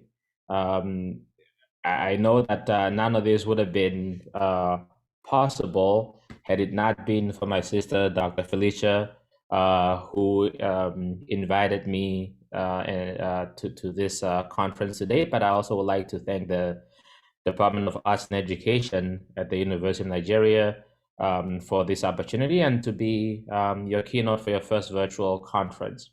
So I'm going to go through a few slides here for a conversation. But before I even get to that, I would like to start off with the end in mind. So this is where I'm going to end with my conversation. And I really want to highlight my takeaway. So if you hear nothing else from me for today, or if you do not remember anything, this is what I want you to take away from this presentation. And my main argument that I'm going to be making through this paper is that we have to move from thinking about providing access with educational technology to a reimagining of what education could be with technology, right? So again, I want us to think about not just the access and the that is used, that is provided by educational technology. I want us to stop thinking about just the tools that we have in our classroom and the different models that we rely on, and also start thinking through about what could we be, where else can we be as a result of using these tools for both teaching and learning. So I'm hoping that we have that conversation, a reimagining of what education could be like as a result of technology. So before we get to that, I'm just gonna give a quick roadmap of what I'm hoping that we'll do today. I'll briefly introduce myself, and then I will chat a little bit about where I think we are or where we have come from. And then I'll talk a bit about where I hope we can go. And then hopefully we can have a bit of a discussion on that. So everybody's with me so far? Yes, we are with you, Prof. Good, good, good. All right, so let me start by situating the conversation and tell you a little bit about myself. As I said, my name is Tutaleni Asino, and I am here at Oklahoma State University, but I am from Namibia, which is where I was born and raised before I came to the US for my studies and stayed here for education. I was very happy to have, I had actually family who was living in Abuja, Nigeria for the last few years. And I was happy to come and attend the Nigeria ACT conference about 2 years ago. So it's unfortunate that because of the travel restriction these days, we can't all be in the same space. I want to share a little bit about who I am because I'm hoping that will give you a sense of how I come to this conversation. So this is who I am and where my training comes from. And you can kind of see how from the right to the left, where I've started with my education as an undergraduate, to how I ended up here at the university. I got my PhD in learning design and technology, a dual program with also comparative international education. I put that here because it is embedded in my work and my speaking engagement, because a lot of what I do, I tend to compare what is happening in multiple countries, and I tend to view education from an international context. There's a few things that drives me as far as when I do my research. I'm very passionate about the aspect of design and designers, right? I am passionate about how we design tools and how we design learning environment. One of the things, I am a designer. I love to design. I spend most of my time doing that, whether it's online education, whether it is graphic design and so forth. That is where my passion is about. I spend most of my time making sense of educational technology in terms of what technology is and what we can use it for, and in terms of innovation in education.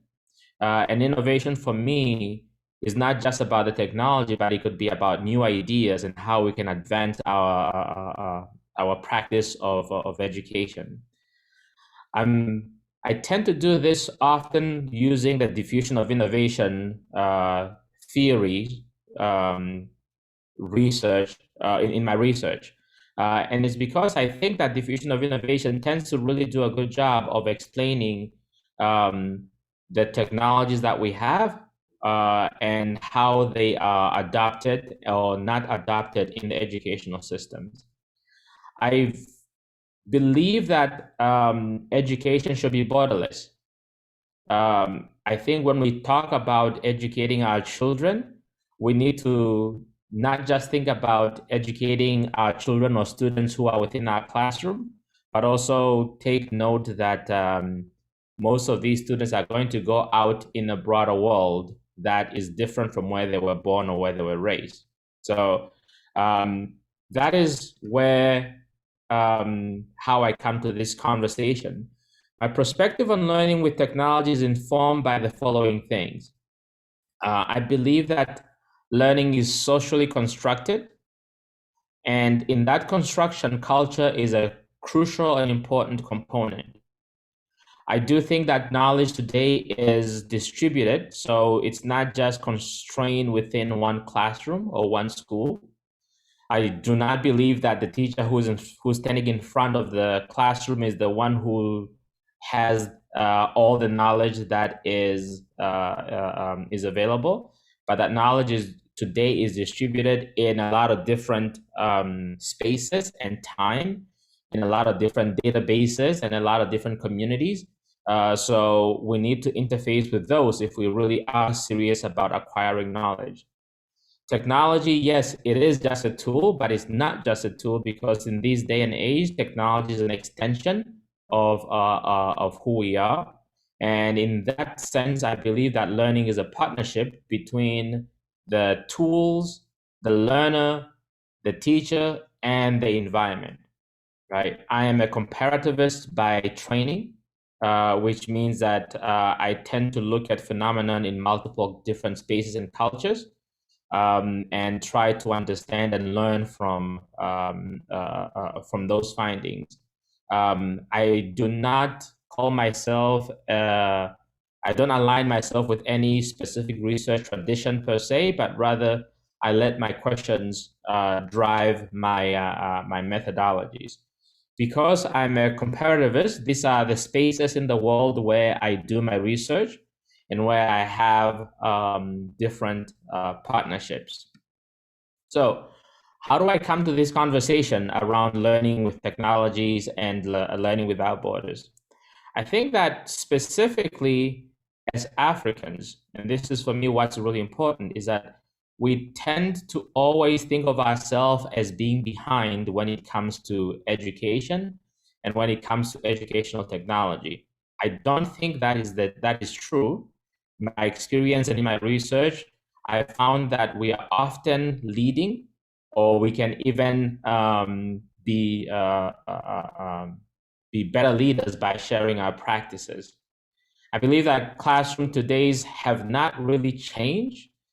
If you look at a picture of a classroom from 1800 and you look at it, a classroom today in 2021, most of the classroom really look the same. They resemble the same layout of the past, and that for me is problematic, because while we have continued to throw in technologies in our classroom, we really have not changed much of our practice. This is where I think the term technology integration can be problematic, because often when you're integrating technology or when you're integrating something, you're integrating into what already exists. So if we are just integrating into what already is there, we have to ask ourselves, are we really reimagining education? Are we really pushing boundaries in the way that we should?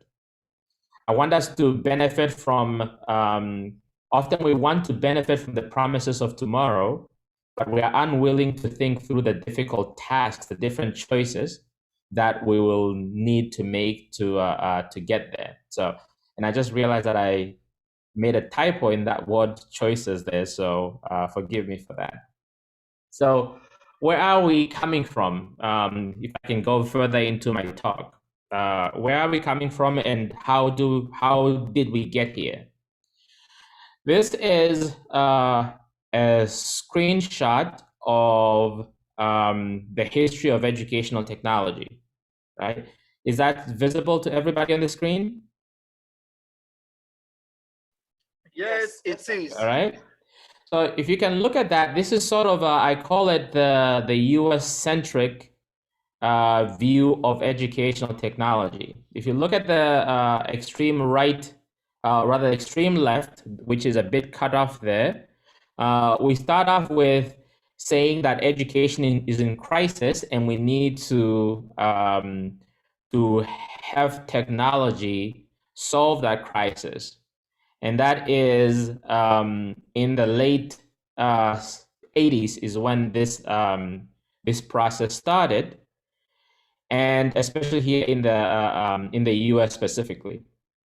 And this is when we started having the personal computers being integrated into the classroom space, right? We started, a lot of schools around the world started talking about having computer labs and teaching students how to use word processing and all of those things. The goal again was to find a way to address the educational crisis. In the US specifically, the goal was to make the country more competitive, right? That origin is a lot different from many of our African countries, where the origin and the use of educational technology was more to make education more accessible. When you came to the 90s, we focused a lot on hardware, right? We have a lot of different innovation, a lot of different choices. There was a big battle between the PCs versus the Mac. There was this back and forth about the choices of the innovation that that you're using in education. If you move to 2000, that's when we started in the field of educational technology really being pushed to measure outcomes, right? How do we measure progress and increase accountability? It's around this time that scholars and theorists like Michael Fullan, who started making a case that as much as we throw in technology in education, we are not really benefiting from it, and we're not seeing a lot of improvement and results, right? So in the 2000s, this is when we started looking at progress. We started to unstructure and break down a lot of the large groups. You started the growth of social media as well. Things like Facebook, LinkedIn, and all these companies started to come in, and technology was becoming smaller, smarter, and much more portable, right? And this really also tended to disrupt the nature of education as we knew it.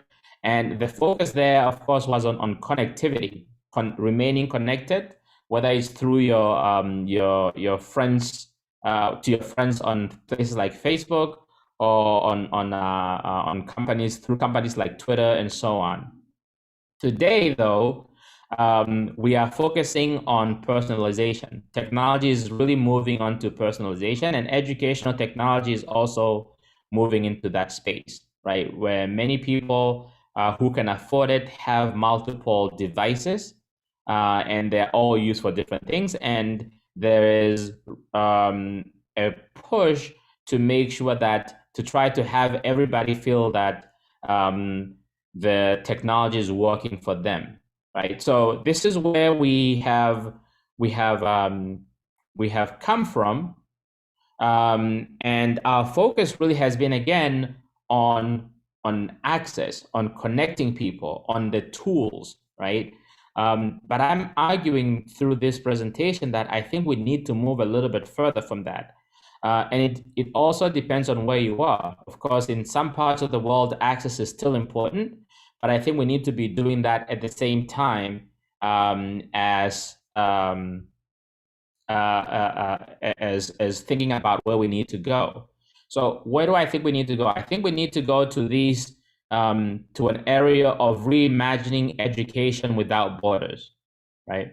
And this is sort of where I want to really focus the remainder of my conversation here, is that to look at a borderless education. And I want to talk about that through two themes. One is learning without borders, and one is open pedagogy, based on the research that we have done. And I'm going to share with you these two studies that we have worked on. So I'm going to start a little bit here with learning without borders. Learning without borders is a concept that I've been working on with some colleagues of mine around the world over the last 5 years.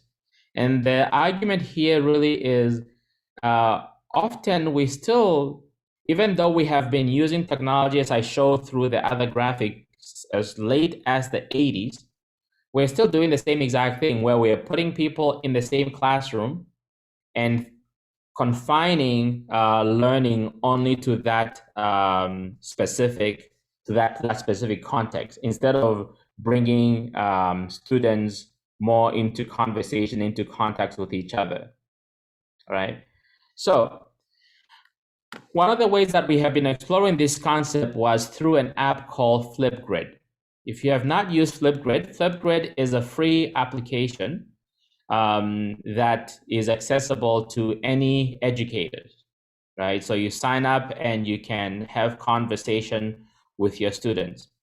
What we have done with Flipgrid in our project is that we have tried to connect students from different schools to learn together, right? So we're using this video discussion tool called Flipgrid to be able to take students from separate schools and put them into one conversation with each other. So I'm just sharing this screen here a little bit to provide the theoretical framework that we have used to guide this research, but I'm gonna go past that a little bit and to go into the conversation. So what we did here is that our method, we employed a design experiment research method where we designed the project, implemented it, and evaluated it. This is also often referred to as the design-based research. And we had participants in two institutions. One was first cohort is at a university on the East Coast of the US. And another university is in the central part of the country. One university was comprised of undergraduate students and the other one of graduate students. So we had this study done in 3 phases. The first phase, we had students record a video in a meet and greet. So the way Flipgrid works is that when you can basically have a discussion, but it's done all through video. You record your video, and then somebody comes and responds to you, but they're responding through a video instead of through a text-based discussion board. So our initial meet and greet where students posted an introduction to themselves, and then we asked students to respond to an article students to respond to an article on video games. It was an article based on video games in Iran. And then at the end in phase 3, we asked students to reflect on their experiences about what learning without borders mean.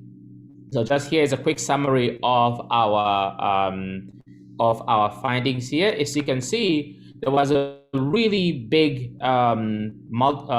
significant conversation happening, and a lot of views that were happening in this. So we had about 1,500 views of the first video, and about 1,600 views of